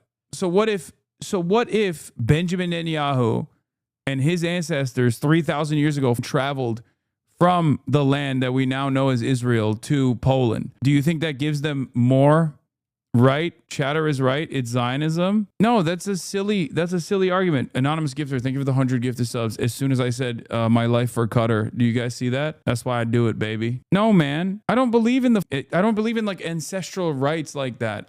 I believe in not murdering people, okay? Simply put. That argument is foundational to Zionism, but many people don't even sincerely believe it. And it doesn't matter anyway. It doesn't even remotely matter. I don't buy it. He loves the violence America dishes out around the world. He loves the violence Russia has done in Ukraine. Tucker has no moral backbone. I don't buy that he was genuinely moved by the violence. I mean, it is a little different, dude. That's why I'm saying it's like, I'm willing to entertain that he sincerely had a change of heart on that issue and that issue alone. But it doesn't translate to his worldview overall. You know what I mean? Because it's different. Like what Israel has done is different. It's not all violence is the same, right? I mean, that's why there's a distinction between a genocide and like a military invasion and occupation of other countries, whether it's us doing it or Russia doing it. Like what Israel did and is still doing is a little different. That's why there's There's a specific designation for what Israel did, and it's considered the crime of all crimes. But yeah, for the record, I don't even like that argument necessarily, the one that people use when they're talking about Israel, where they're like, oh, Benjamin Netanyahu, his name is like, what is it, Milikowski or something. He's actually Polish. He's a Polish Jew that like grew up in Philadelphia. He doesn't have ancestral roots that you can trace back to Israel. And for me, that's, even if that was the case, do you think Israel's actions would be justifiable then? That's what it is, right? You don't believe in murder, but apparently white supremacy is worse than murdering brown people overseas. You see Platter had a genuine change despite not having done anything to prove it, but don't believe Tucker despite him also not having done anything to prove he's changed beyond words. Apparently white supremacy is worse than murdering brown people overseas. White supremacy is the underpinning ideology that allows people to murder overseas with impunity. That chatter is not stop talking about Graham Platter, by the way. Yes. I don't know what it is that like breaks people so hard with Graham Plattner. I will never understand it, but it is like obsessive. What? This is not a criticism of context. I think this is why revcoms ask you to read theory more often. Revcoms? You're a revcom? Like Chairman Bob Avakian, a sex cult. Sex cultists ask me to read theory more often on stream, even if you have before, because you're raising a lot of people to be aware of what's going on, but they lack fundamental principles of distinction between persons and from opportunists like Tucker. Appreciate your work regardless. Please don't tell me, chatter, you are a revcom. There are no revcoms under the age of 65. I think they just mean revolutionary communists. Oh, okay. You never, what? Someone said, Caleb, you need to read the work of a guy named Caleb Maupin. I don't see the connection between white supremacy and the murder of non-white people. Could you explain that further? Caleb Maupin. Oh my God. Testament or Old Testament. So you're open to the possibility? I think what we're seeing is evil. Like, are you allowed to kill people who've committed no crime? No. Super simple. You're not allowed to do that. Under no moral standard is that allowable. All of a sudden it's allowable. It's allowable in Gaza, and our leaders are like, yeah, no, it's just totally fine. It's not fine. But it's repugnant to the Christian understanding of the world and the human soul. Every person has a soul. That's the Christian view, and not just the Christian view, it's the Islamic view too. So, and it's my view. Your Easter episode was titled in part a warning to Christians everywhere. And sort of my interpretation was that you were warning other Christians sort of not to follow a false prophet. Yes, that's exactly what I'm warning. And that false prophet being President Trump in this case. And Netanyahu. There are a lot of evangelical Christians who are convinced that God wants you to support Netanyahu, which I find incomprehensible. Christian evangelicals in this country have been a hugely important part of President Trump's coalition. Many support Israel because they believe the creation of the state of Israel fulfills biblical prophecy. They're called Christian Zionists. I will note you have said you dislike Christian Zionists more than anybody. You've said they have a brain virus. You have apologized for those comments repeatedly. I shouldn't have said that. Repeatedly. But would you like to see the... They have a blame virus? Wait, what? What did he say? You dislike Christian Zionists more than anybody. You've said they have a brain virus. You have apologized for those. They have a brain virus? Wait, he apologized for that? God, he's such a bitch too. He can't even say they have a brain virus. Oh, I was so apologetic about that. I can't believe I said some of the most brain broken, insane people in this country. This is okay? This is why I stand on my principles, okay? This is why I can't stand come to me and be like, oh, it's on. You're not being consistent here. It's like, oh, shut up, bitch. Shut up, okay? When have I ever backed away from a sincerely held position? He can't even say that Christian Zionists have a brain virus. They do. Comments I shouldn't have said that. Repeatedly. But would you like to see those Christians stop supporting the state of Israel in the way that they do? Of course, immediately, on many different grounds. But it's really simple. Christians can never support the murder of innocents, period. That's just a bright red line. Find the place where Jesus is like, these people are annoying, kill them all. It's not there. So where are you getting this? Now, I'm, once again, hardly a theologian.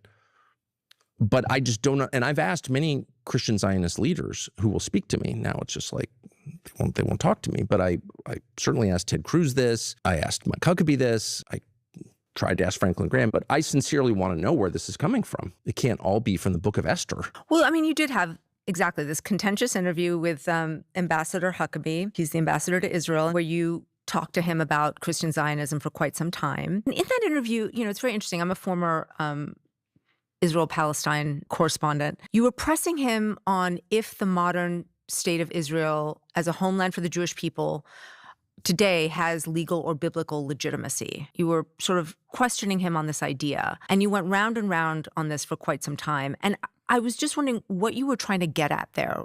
I was trying to get at an answer, which I couldn't get, and instead was accused of hate for trying to evoke an answer to a very simple question. And the question was, on what basis are you making this claim? People whose ancestors didn't live here now occupy the land. That's very common in history, by the way. I'm not even objecting to it. What I'm objecting to is the claim that it's God's will and that Israel, because of this, has the unique right to exist. Okay. Where does that right come from? Well, the right comes from the Bible. Okay, well, I'm not a Bible scholar, but I've certainly read it a lot. And I said to him, what are the borders? Because my read of Genesis is that it's a big hunk of land. That's the Middle East. Does Israel have a right? Because you're referring to this text as the basis of the right to have that land. And he said, fine with me. So like on many levels, theological and diplomatic, kind of a big thing to say. The White House was annoyed that he said it out loud. I was grateful that he did because it's good to know what the terms are. And the second question I asked, which is, okay, if Israel has a right derived from this scene in Genesis, then to whom does it apply? Who are Abraham's heirs? And he said, well, the Jews. And I said, okay. And by the way, just to be clear, these are not conversations that I sought. I was never interested in this topic. Like Israel's a country with borders and sovereignty and a seat at the UN. And it's a nation state like ours, like every country. The second you start telling me that as a Christian, I'm obligated to support the government of this country, then I have a right to ask you what you're talking about. It's that simple. So, okay, fine. I flew all the way to Israel, which I didn't want to do. And I asked him, what are you talking about? To whom does this right apply? And on what basis? Shut up, anti-Semite. Okay, now. So from my perspective, that was like the most revealing conversation I think I've ever had. Why, though, were you so interested in those questions about... Oh, God, these people. Oh, my God, you're unbearable, dude. I can't stand this. This is... Why do you care so much about the Jewish state? Okay? That's what this question is. This is her basically turning around and trying to imply, subtly or not so subtly, that Tucker Carlson is anti-Semitic for caring about the state of Israel so much.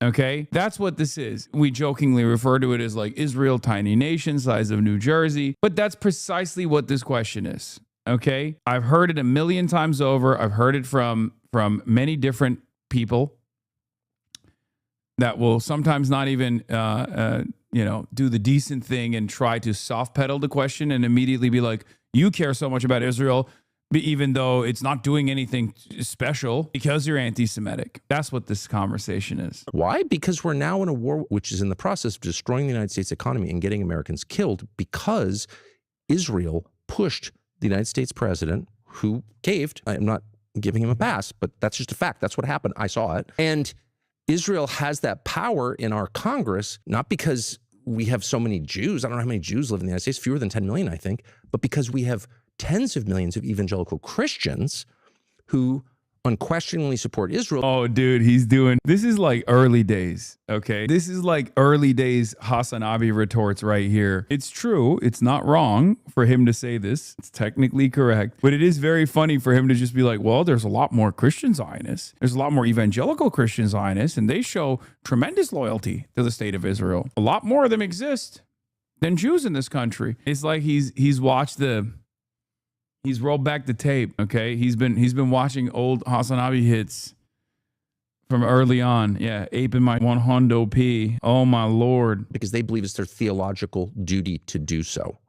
So on this question hangs the future of the American economy and the lives of American service members. There's no more important question. And the effort to push me away from that question by calling me names, calling me a hater, saying I'm obsessed with Israel, okay, I would be grateful never to think about it again. I find Israel actually geostrategically irrelevant, except to the extent that we imbue it with relevance at the behest largely of evangelical Christians. So you can see there's a one-to-one correlation between these questions and the future of my country. Mike Huckabee and the people he represents have made it the nation's business, at which point it is entirely fair. In fact, it's a requirement of good citizenship to press him on what are you talking about? And he refused to. No, it's not shocking that he's going after evangelicals. It's totally normal for him to do that. To answer those questions. At which point I say, as someone who's still committed to reason, you've been exposed as a fraud and or a liar. I think one of the reasons why this was particularly notable for many people, that interaction that you had with Mike Huckabee.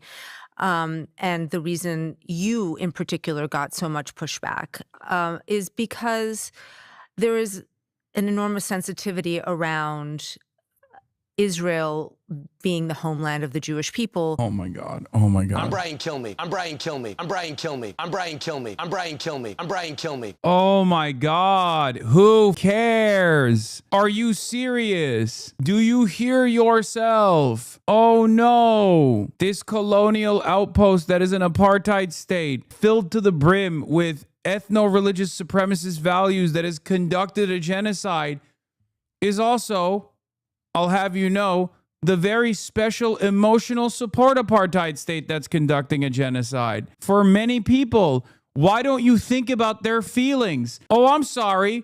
I didn't realize that I was supposed to care about those things. This, in and of itself, is no different than someone being like, oh, you want black people to be able to vote in the South? But don't you care about the feelings of white Christian nationalists in the South?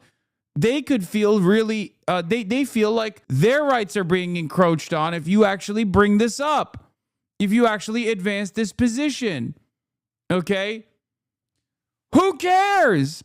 I'm sorry. I don't give a okay? Genocide is bad. I don't give a if it's hurting some people's feelings. Fuck their feelings. They can suck my dick. This is what I mean. It's like such a stupid way, such a self-centered, unbelievably narcissistic way to frame this conversation. Oh no, I'm gonna hurt the feelings of people who feel a special bond to Israel. What will I do? This is also part of the reason why I get so mad when people are like, Hassan, you're a Zionist, or Hassan, you engage in like Jewish exceptionalism or whatever because I separate actively Judaism and Jews from the nation state of Israel, where people will be like, oh dude, that's Jewish exceptionalism or whatever the fact that I also care about anti-Semitism implies that I'm engaging in Jewish exceptionalism. It's okay. I separate between those who are cynically advancing anti-Semitism as a cause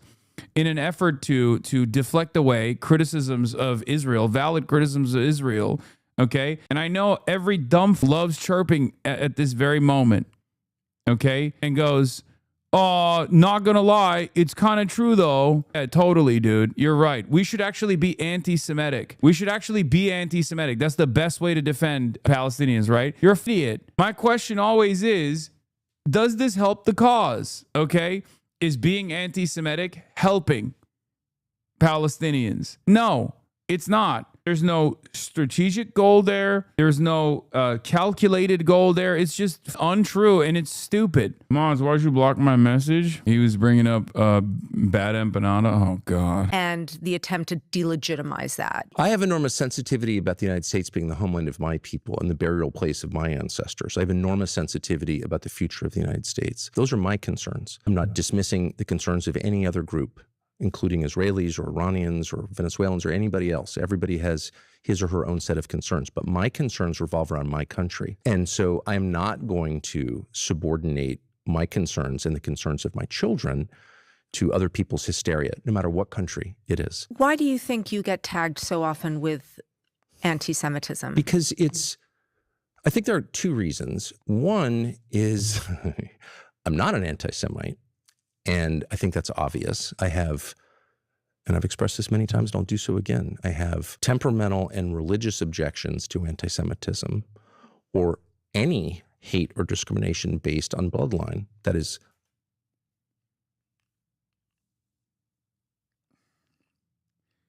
bro, this man literally said there's 65 million people that need to be deported, which happens to be the same number of Latin Americans living on U.S. soil. Okay? The Latino population. I'm sorry. Mr. Great Replacement is like, oh, I would never hate on someone simply on the basis of their ethnic or genetic or religious inferiority.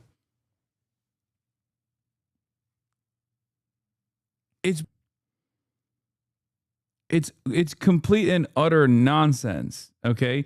This is where a competent libtard is supposed to interject and go, I don't think that's true. You are the most prominent defender of the great replacement theory. Okay? Like, please be a competent libtard. Okay? I have listened to you on NPR for years. I know you have it in you. Please do this. Against Christian theology. It's against my personal ethics, and I oppose it no matter who is suffering from it, whether it's whites or blacks or Jews. Nobody can be punished. He'll say it's about legality, not bloodline. Yeah, what the f does Israel do? Israel also says it's on legality. Yeah, black people were legally discriminated against. Okay, just like Palestinians are technically legally discriminated against under Israeli law. Legality doesn't mean anything. It's just for his bloodline, period. I don't believe in collective punishment, unlike the Israeli government. So that's number one. I am opposed to anti-Semitism, and that's a threat because I'm not approaching this as someone who wants to hurt Jews. I just don't want the United States to be implicated in the crimes of other nations, and I'm not intimidated. And number two, that is a much easier conversation than answering very simple questions like... Here's Ben Lorber's take on this from April 13th, or, I mean, this is so long. He wrote a book. He's working on a book called Kingdom Now, Christian Zionism from the Puritans to MAGA. Israeli right and its supremacist agenda. Today, tens of millions of MAGA evangelicals remain rock-solid constituency backing the unending carnage in Gaza, Iran, and beyond. And beyond America's shores, the rapid growth of non-denominational Neo-Pentecostal Christianity is conscripting hundreds of millions of Christian Zionist foot soldiers across Africa, Asia, and Latin America. That's why they had to apologize for breaking the Jesus statue in Lebanon, by the way. If it actually reaches the point of salience amongst those populations where they start thinking, wait a minute, these Jews are actually disrespecting Christianity, then they have to address it. Same thing with like Orthodox Jews in the West Bank, the settlers spitting on Christians as they're like going in and out of churches and right? Those are some of the few things that the Israeli state has to address, as opposed to like just wholesale slaughter of Palestinians. Christian Zionism is part and parcel of the rise of Christian nationalism, helping corrode the foundations of democratic pluralism in the U.S. and all around the world. I agree with that. Its adherents demonize Palestinians, Muslims, and anyone who opposes the dystopian vision as instruments of the devil, enemies of the Judeo-Christian West, and to be swept aside in a 21st century style crusade, and their fervent proclamations of love for Jews are laced with anti-Semitism. Anti-Semitism conscripting our communities as cannon fodder in their clash of civilizations. Where does the right to exist come from that Israel has, that I've been told for many years has a unique right globally to exist? Where does that right emanate from? Who granted that right and on what grounds? And they can't answer the questions, and they don't want to have the conversation. So just to be totally clear, asking questions. I mean, the answer for this is the other side of the story. The answer to this question is the same as the United States of America. America is also a settler colonial operation, right? And so was Israel, and so is Israel, I guess. And that's what it is. It was through blood. It was through conquest. So the answer is the exact same for Israel as it is for the United States of America, okay? It's built on violence. That's how states were designed. Is not hate. Telling the truth is not hate. And they don't want to answer the questions, and they don't want to tell the truth. And by the way, it's not just Jews. I think I've been attacked more viciously by Christian Zionists than I have by Jews, just in point of fact. It's a kind of nice universalism to it. But I'm not intimidated. I don't know why I would be. In fact, I think it's my obligation not to be intimidated. Can asking questions, though, stir up hate? I mean, language is power. Oh, my God. Oh, my God. Lulu, you are doing a terrible job asking these questions. What are you doing? What are you doing? What the kind of... Are you just giving Tucker Carlson a nuke? Is that what it is? These are questions that you would design if you wanted to make Tucker Carlson just dunk on you. Okay? These are unbelievable layups, like just straight lobs, dude. I mean, this is such a layup that the New York Times audience is going to watch this and go, yeah, Tucker Carlson is actually doing a great job here. I didn't think that I would ever find myself in agreement with Tucker Carlson, but I am now. Well, sure. I mean, you could pose attacks in the form of... This is why you can only counter Tucker Carlson as an anti-Zionist. You can't counter Tucker Carlson as a liberal Zionist. On this issue, you are going to be less moral, okay?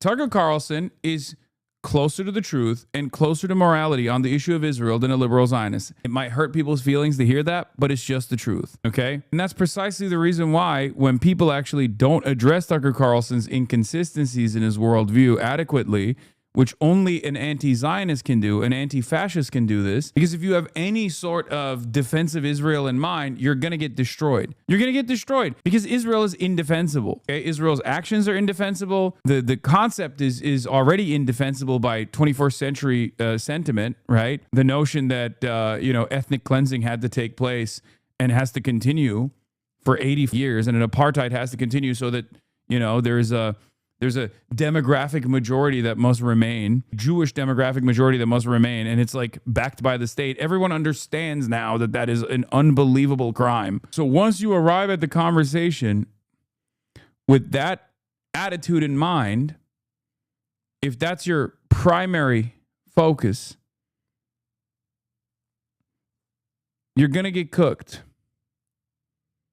No matter what, you're never going to be able to outmeet Tucker Carlson on this issue. He's just going to come across as the moral party in this conversation because he's going to turn around and say, that's crazy. Questions, I've certainly done that a lot, for sure. But the questions themselves hang in the air, and a legitimate question deserves an answer. The reason I want to press on this a little bit more is that there is an entire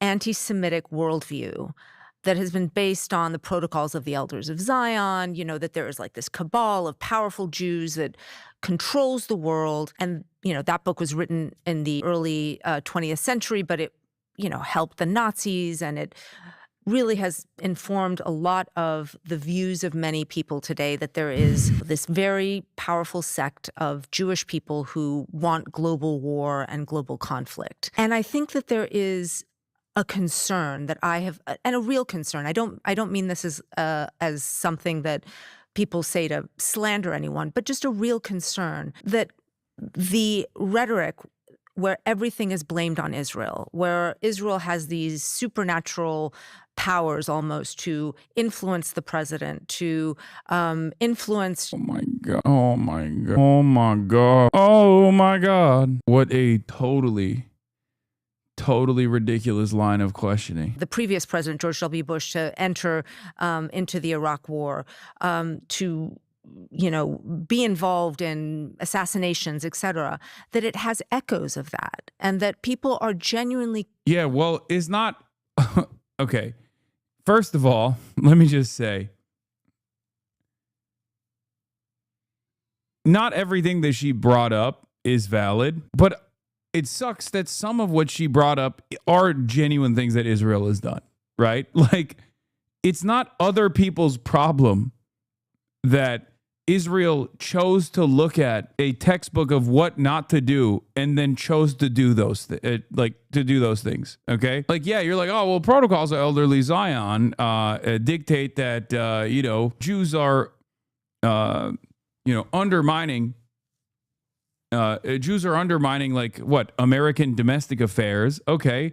But Israel is literally writing legislation by way of AIPAC to undermine the First Amendment. Elderly Zion. Yes. Elderly Zion. The Zion of the elderly. Shut the fuck up, chatters. It's not the point. Okay. I'm so tired. I didn't sleep a lot last night, even though I went to bed early. Okay. Like you can recognize what is an anti-Semitic dog whistle and also what is the truth at the same time. When you actually start pointing to things that Israel actually is doing and then claim prototypes of the elderly Zions. If you point to what Israel is actually doing and say this is an anti-Semitic trope, you're not going to actually get people to stop saying those things. You're just going to make them think that maybe in the past, those anti-Semitic canards were also lies. They were also built around lies, as in they were what Jews were doing. You're going to foment anti-Semitism. The greatest example I can give you, the most direct one I can give you, okay, no holds barred, is blood libel. Blood libel was a lie that non-Jews often told about Jewish people in times of famine or some kind of economic struggles or when there was not enough food in the village or the people were getting sick. The idea was that Jews were responsible for that because they were eating children, drinking the blood of Christian children, right? That is a blood libel. And this lie was deployed to drive out Jews in pogroms, oftentimes very violently, from the villages that they occupied. Okay? So that's a very well-traced, historic lie that people told about Jews to kill Jews. That's what blood libel is. But in 2026, if you turn around and say, wow, how dare you say Israel is killing children when Israel has killed tens of thousands of children on camera, and you call that a blood libel, you're not actually defending Israel at all to average people. You're actually disparaging what they may have previously believed was a blood libel.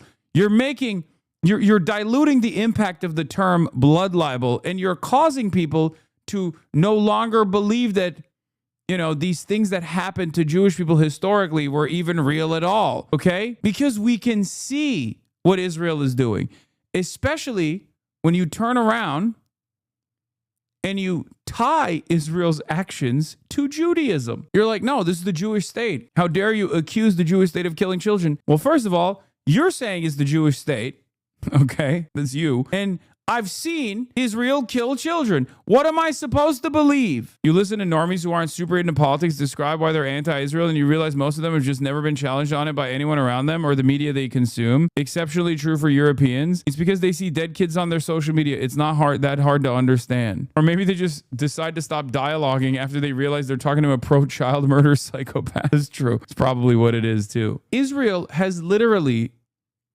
looked at a lot of the previous anti-Semitic canards as like a how-to book, okay? That and also Mein Kampf and numerous other formative works in the neo-Nazi movement. And we're like, oh, let's take notes and let's do them. It's just true. I'm sorry. Down to well poisoning. Poisoning the well comes from that as well. The idea that like Jews were actually responsible for the water supply being destroyed in the village that led to pogroms. Israel has literally poisoned wells, okay? So what am I supposed to do? Not recognize what I'm seeing? It's unbelievable.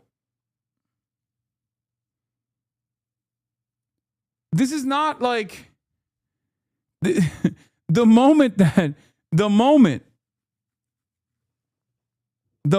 they prefer filling it with cement now. Yes, it's not. I mean, I'm using embellished language in this circumstance, but like, yes, they're destroying water wells, right? Like with regular frequency. It's just ridiculous. Ridiculous to be like, hey, I just watched Israel strike the last remaining water salination plant in Palestine, in Gaza. But I probably shouldn't bring this up because people are going to say I'm anti-Semitic and they're going to accuse me of blaming Jews for poisoning the well here. Yeah, I'm not going to do that. And no one else is going to do that either, especially because I am aware of classic anti-Semitic tropes. Most people are not.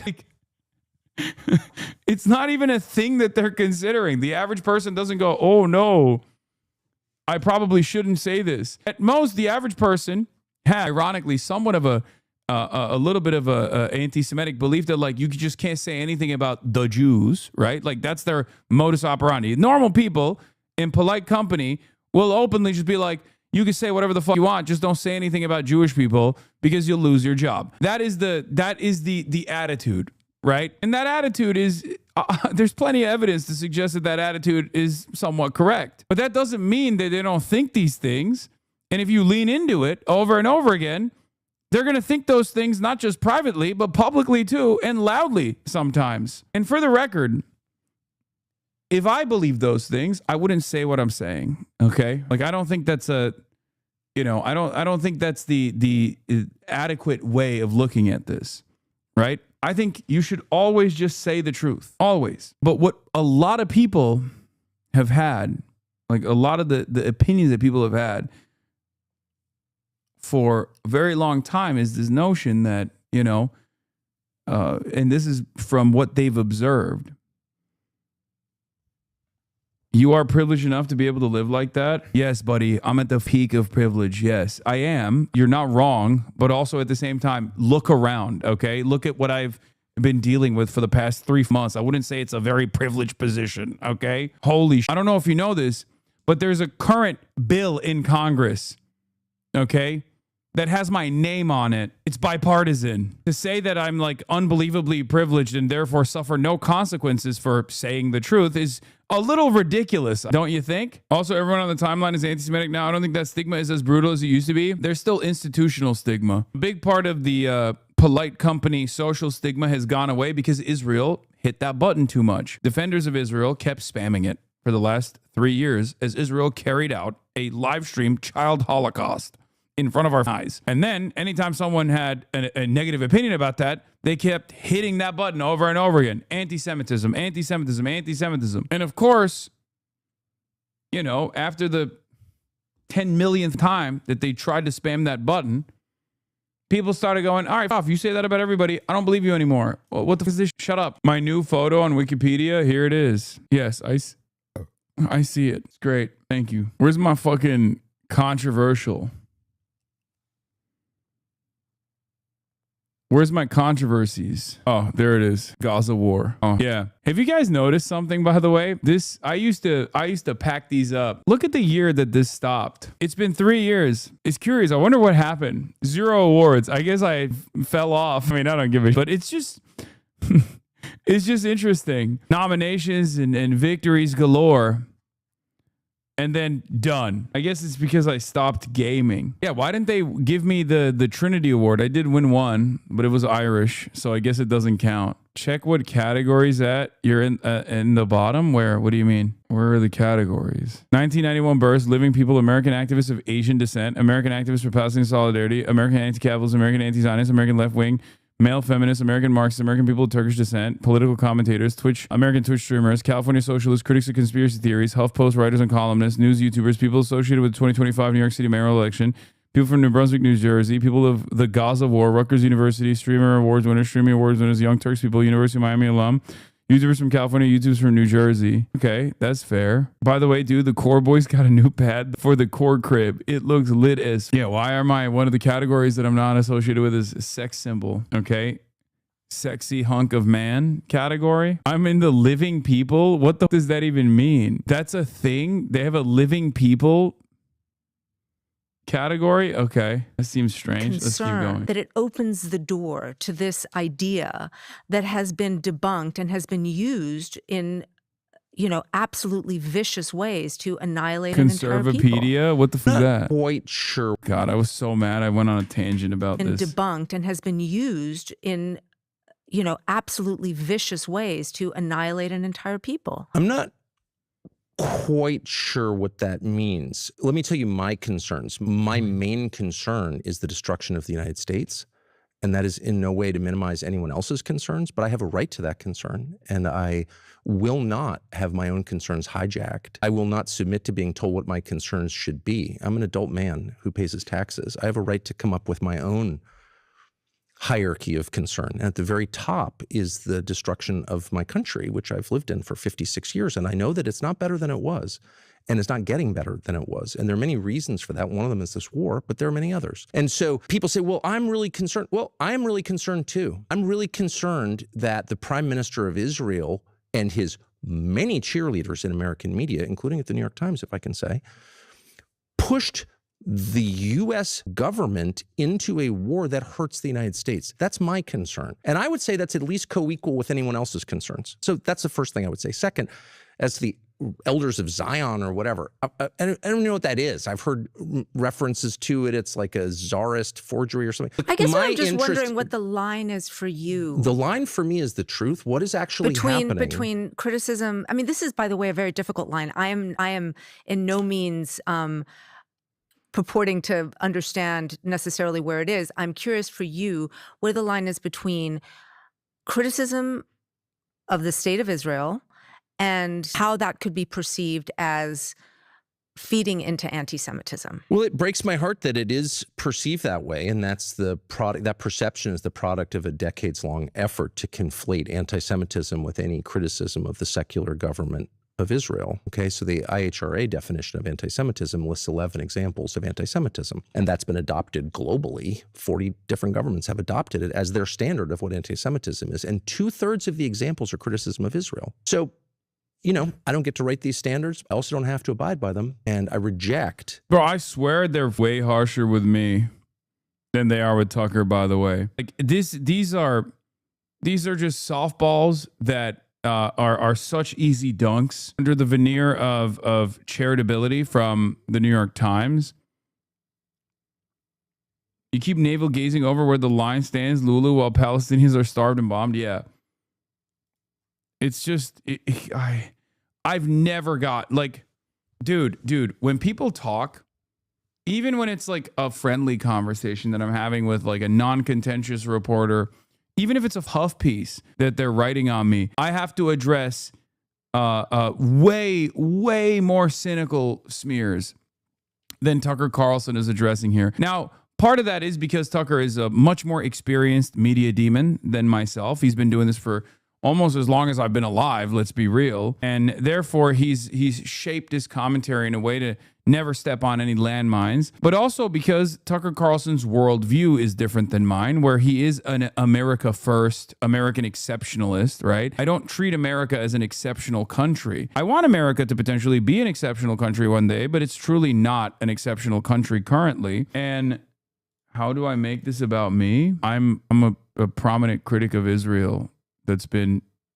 named in a bill by a bipartisan bill by Congress this past week. I'm comparing mainstream media outlets in the way that they are treating another prominent critic of Israel versus myself, and wondering what the distinguishing factor is in the way that I get treated and sometimes attacked, as opposed to Tucker Carlson. I think it's a pretty interesting thought experiment, right? Anyway, the second point that I was trying to make at the Hasanabi broadcast, which is, the broadcast that I named after my own name. Anyway, you might be thinking you're in a different chat or something. But yeah, the second reason is because he's an American exceptionalist, and therefore, like, his perspective is, even if it's his perspective on Israel is not within the confines of permissible speech in American mainstream discourse,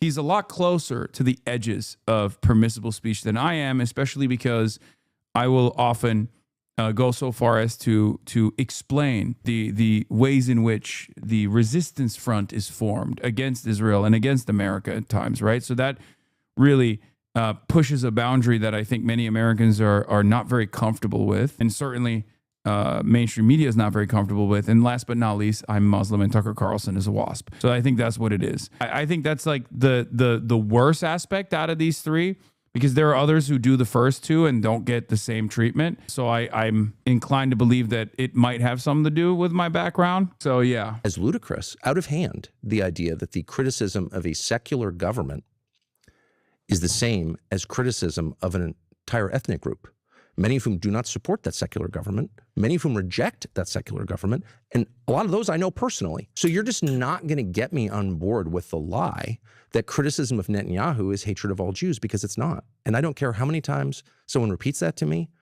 I don't care. And by the way, I've lost friends over this, and I do grieve that. People who are totally convinced that criticism... Is it just Bibi that you're against, or if there was a different government in Israel, it would be okay? I'm against anything that hurts my country. Why wouldn't I be? I live here. No, but I'm just curious, like if there's elections coming up and if Bibi gets kicked out... Took my family on vacation there. I'm just trying Obviously, to understand. I'm not against... Yeah, this is y'all's hero. Anti-Zionist in the chat. Y'all's hero is Tucker Carlson. Mister, he's a better critic of Israel than you. Israel? I've never have been against. By the way, you can check the record. Before maybe 2.5 years ago, I don't think I certainly never criticized Israel, but I rarely even mentioned Israel. I could give you a long list of the things that I love about Israel, particularly about Jerusalem, which is one of my favorite cities. Jerusalem and Beirut, greatest cities in the world. It kills me to see them at the center of all of this. I think the second that we ban criticism of a foreign country, well, of course, we're not free at that point. We're slaves of that other country. Whatever you can't criticize is the force in charge. I don't think it's, by the way, good for global Jewry to have any of this at all. If you tell 350 million Americans that it's against the law, and it's very close to against the law at this point, it's against the law to criticize Israel, how does that help the perception? Does that feed anti-Semitism? I think it does. Not that it's my job to monitor or regulate this stuff, but I mean, just common sense would tell you that's not good. If you want to make the case on behalf of anything, any idea, including ones I disagree with. Make your case. Tell me why it's a good idea. And we're falling out of that habit and instead trying to hurt people who disagree with us. And I just will always reject that. I guess I'm the liberal. I would say it's not exactly against the law, but I understand you're someone referring to someone was just arrested. Because look, the specific second things that the second you say that place. criticism is the same as a threat or words are violence, then of course it's very easy to arrest people, as they are arrested in Great Britain. They've had hundreds of people arrested in Great Britain for criticizing Israel. I don't know why any liberal-minded, and I'm in that group, liberal-minded, you have a right to your views, I have a right to mine. I don't know why any liberal-minded person will go along with this and not say, whoa, whoa, whoa, whoa, this is totally bonkers. And this is the road to totalitarianism. And I would say that about any topic. I'm going to move on because we've talked about some fissures that have emerged among conservatives over Israel. I mean, he just owned that. It was like 15 minutes of just boom, boom, boom, boom, boom, boom, boom. He cooked. And once again, the reason why he cooked in this otherwise polite conversation is because her framework is just busted. Her framework is her starting point is objectionable. An expert here would at least keep the conversation on Tucker's past statements, okay, and keep holding him to account for his dangerous conspiratorial thinking, his advocacy around the Great Replacement, things of that nature. But they want to prove a point. They want to, in the New York Times, they want to have a conversation with Tucker and they want to have it on Israel. And if you have a conversation with Tucker on Israel, it's only going to benefit Tucker Carlson, especially if you're not coming correct with quotes that he has that you could at least massage to come across as anti-Semitic. It's going to be very difficult for you to do that because Tucker Carlson, unlike myself, will not go beyond a certain point in his anti-Israel advocacy, right? Because he doesn't believe in certain things. He's not an anti-Zionist, for example. I am, and I don't shy away from revealing that position. So that's precisely the reason why it's much more difficult for the New York Times to just like maintain a liberal Zionist position and try to like attack him on possible instances where what if what you're saying could be seen as anti-Semitic. They always hit him over the least objectionable things he said. If you're trying to accuse him of anti-Semitism, hit him on the Great Replacement, his World War II revisionism, his comment about how hummus eaters killed Charlie Kirk and Jesus. There's a lot there, but no, we got to do the greatest hits instead. Yeah, that's what I was talking about, though, because they hit me with all the goddamn time that at least, like, on its face sounds bad. It's nowhere near as, like, anti-Semitic as, half the Tucker Carlson has done, and that's what's so frustrating about this conversation. Do you see what I mean? With me, it's the clip show. It's the clip show. Why? Because the ADL is up my asshole, and they've created the clip show. With him, it's like, well, don't you feel like you would hurt Jewish feelings if you criticized Israel? Like, what a ridiculous question. First of all, how dare you, okay? How dare you say Jewish feelings are going to be hurt if someone has a disagreement with Israel's unlimited child murder policy, okay? That's an insane thing to do for American Jews. You're just throwing them under the bus, okay? By being like, don't you feel like all Jews love Israel, Tucker? And they love the baby murder campaign?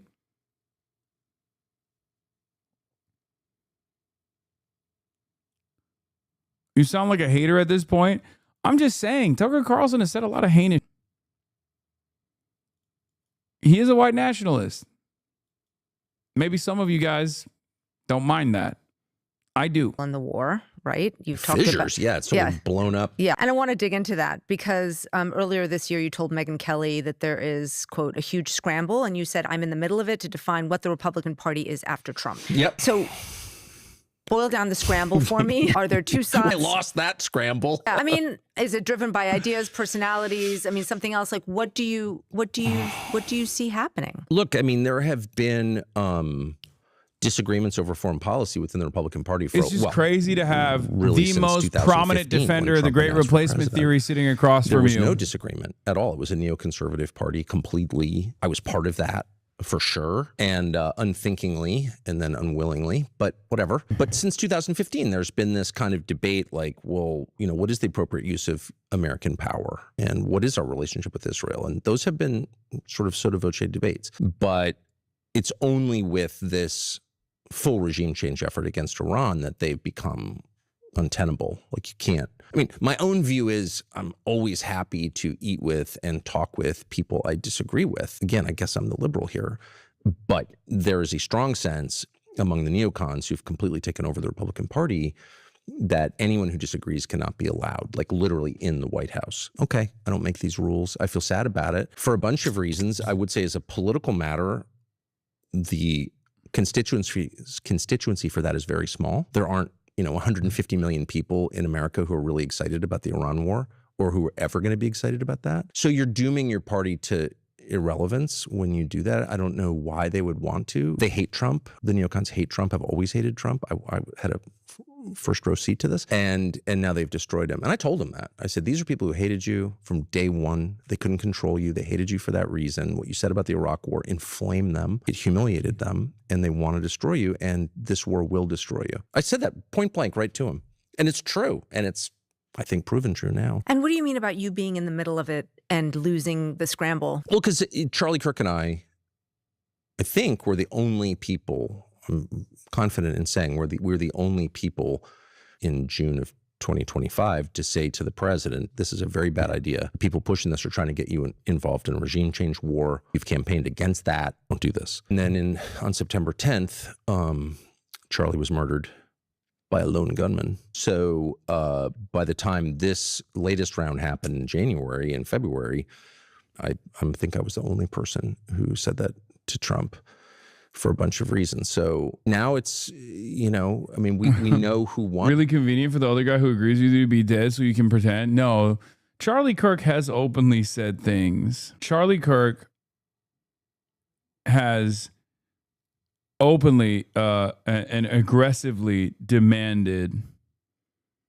that Trump not go to war, not listen to the neocons, and not go to war with Iran. This is true. The difference, of course, is that if Charlie Kirk was alive right now, the prophet Charlie Kirk, peace be upon him, if he was alive right now, he'd be defending it because he was Trump's guy. That's it. What he said or what his true opinions are totally secondary. His primary objective was to unconditionally and uncompromisingly defend Donald Trump. That's it. He has done this. He has demonstrated his tendency to do this with the Epstein stuff. Oh my God. It's like you guys don't know. It's almost like you haven't read the deets. We are Charlie Kirk. We carry the flame. Like, that's just how it is. That's how he was. That's why I don't believe the whole he was going to turn on Israel by the effects. So this was, from my perspective, was a debate between people who thought it was wise to use American power in the way we're now using it and those who thought it was dangerous. And Trump did it. So obviously he rejected my view. I want to stay, though, with how some of this is playing out, because as you mentioned, you were very close to Charlie Kirk before he was killed. And he started Turning Point USA, which is this very influential group among young people on the right. And you're now seeing some on the right who are questioning whether Israel had a hand in Charlie Kirk's murder. And I should say the theories that Israel was linked to Charlie's death were denied by Israel. There's been no proof of that at all. And crucially, this theory has been condemned by Erica Kirk, Charlie's widow. Do you still have a relationship with Turning Point USA? Well, I have always loved Erica Kirk. I met her when she was dating Charlie and thought so much of her. I know a lot of people at Turning Point. I was the headliner for a bunch of different Turning Point events. I haven't been asked to do it this year. Don't know if I will be. Never said a word against Turning Point. I think it's been a really... Well, I was their headliner for a bunch of years, so obviously I supported it. I would hate to see it hijacked by its donors to become an oracle of neoconservatism. Dude, Trump is a neocon. What is this? Oh, God, I hate neoconservatism. He was a neocon. He probably still is a neocon. Like, sure, the Iran stuff is a bridge too far. Maybe Israel got out of hand, okay? You've rebranded yourself. But, like... everything is neocon. Everything computer, everybody transgender, Republican Party neocon. That's what it is. Like, the ultimate purpose of neocons was to do what Trump is doing right now. Okay? I can't believe how hard Tucker's clapping and smiling for Trump after kidnapping Maduro at this White House meeting with oil executives about how they're going to pillage Venezuela. Yeah, no one gives a shit. They just like Tucker Carlson at this point. He was able to sneak himself in to a position of great prominence and legitimacy in the anti-Israel movement. And so you can't get people to literally look at him funny. It's crazy. Now, his name is Tucker Carlson. Yeah, this is Tucker Carlson. This is his brother, Buckley Swanson. Ugh. I think it'd be pretty hard to do because its members are not for that. Young people are not for that. People of draft age are especially not for that.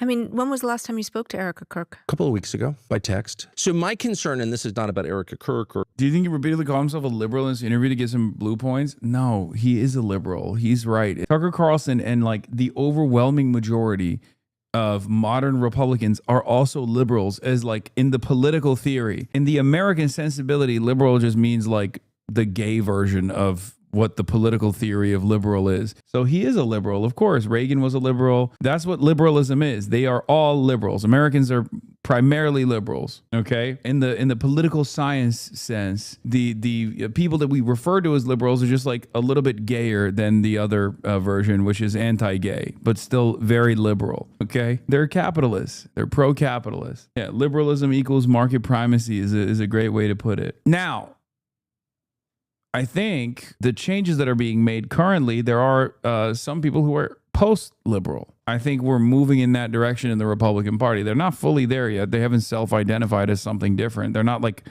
openly fascist. Their actions are openly fascist, but they don't self-identify as fascist. But at least they still posture as liberal. Maybe J.D. Vance, being the nerd that he is, might have a different association. He might be the type of who says, I'm post-liberal.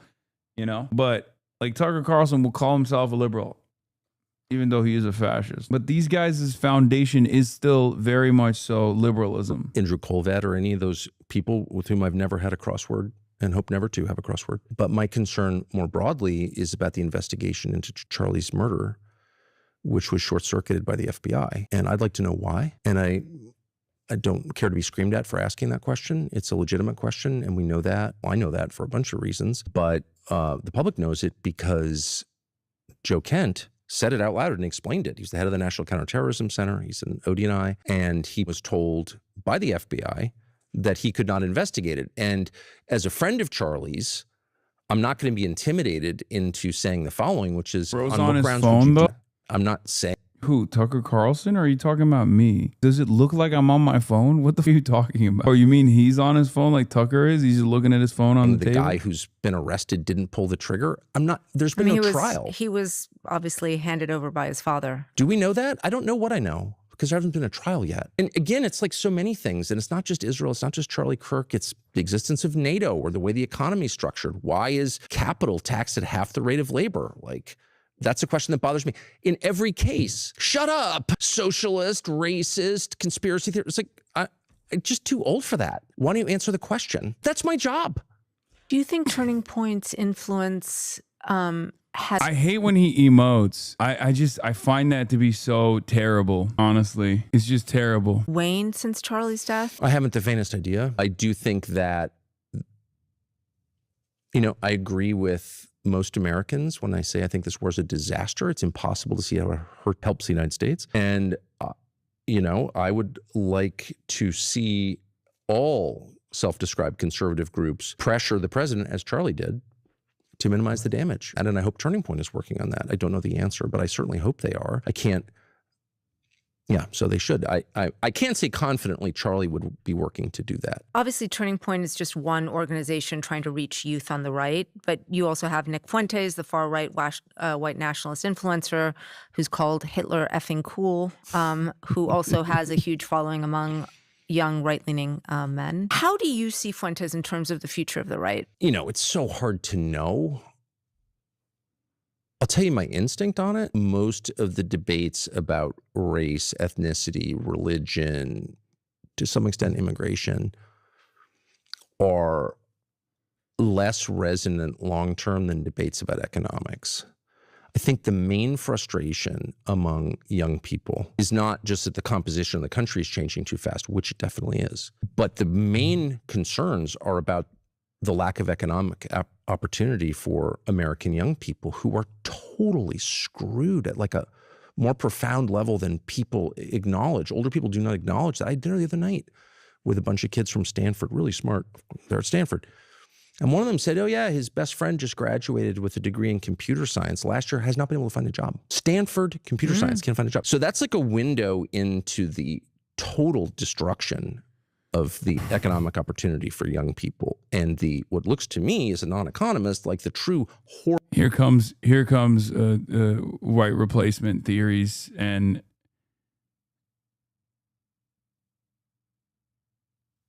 the like. It's a Trojan horse. He'll do it with like left populism. Hoarding of capital by a tiny group of people. It looks like a very lopsided and unfair economic system that is guaranteed to radicalize young people, and not just young people, but especially young people. And so I think most future conversations politically will be about economics. I do think that. I think we're at sort of the last stage. This is the last time the U.S. is ever. So you see that, what I'm trying to understand is you see that as Fuentes' power waning? For sure. Well, I don't know Fuentes in particular. I mean, never even.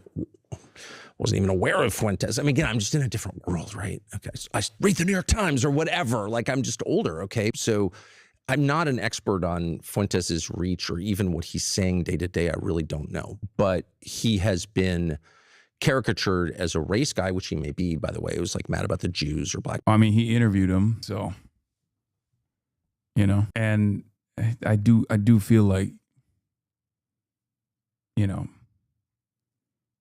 he definitely knows a little bit, but even then he's actually kind of defending him a little bit, which is interesting. Or whatever. But I'm just telling you, I think the future, the energy, not just on the right, but I think right and left agree on this under 30, is that young people have been shafted by older people, particularly by the baby boomers, people born between 46 and 64. And I think they're right about that. I do think that's like the most selfish generation, most loathsome, mediocre generation this country ever produced. Not all of them, but in general, I would say their behavior has been shameful and selfish. And I hear young people talk not about, I'm mad at the Jews. I hear young people say things like, only baby boomers would like have a second home in Isle of Palm, South Carolina, but like not help their kids buy homes. That's what I hear. I hear people who understand that their lives will bear no resemblance to the lives of their parents and grandparents, and they're really upset about it. Meanwhile, there are all these people making billions on clearly fraudulent enterprises, crypto-related enterprises, and other enterprises that are like not adding to the sum total of prosperity in this country and not making the country better. So that's where I think the radicalism is going to start. The murder of that healthcare executive in New York, the health insurer guy, I'm against all murder, just to be totally clear. But I was surprised but not really shocked by the reaction, the positive. Oh my God, he's literally saying, oh my God. Okay, it's hard for me to not be a little disturbed by this because he is saying literally every bar for bar, verbatim, the I've said. That's crazy.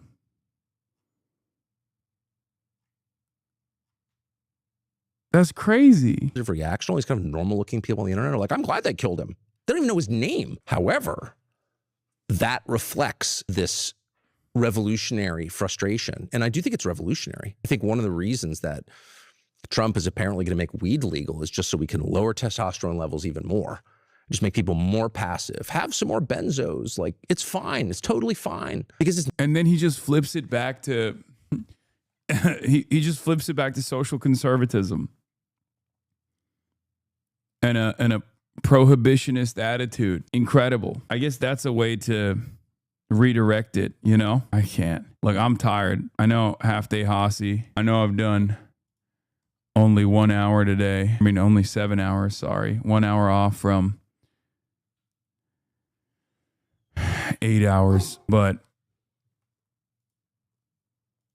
I got to end it here. Only 1 hour, basically. That's what it feels like. But I'll be live tomorrow. But if I'm not live tomorrow, if I take a day off with all this travel and I'm very tired, I will definitely be live on Monday.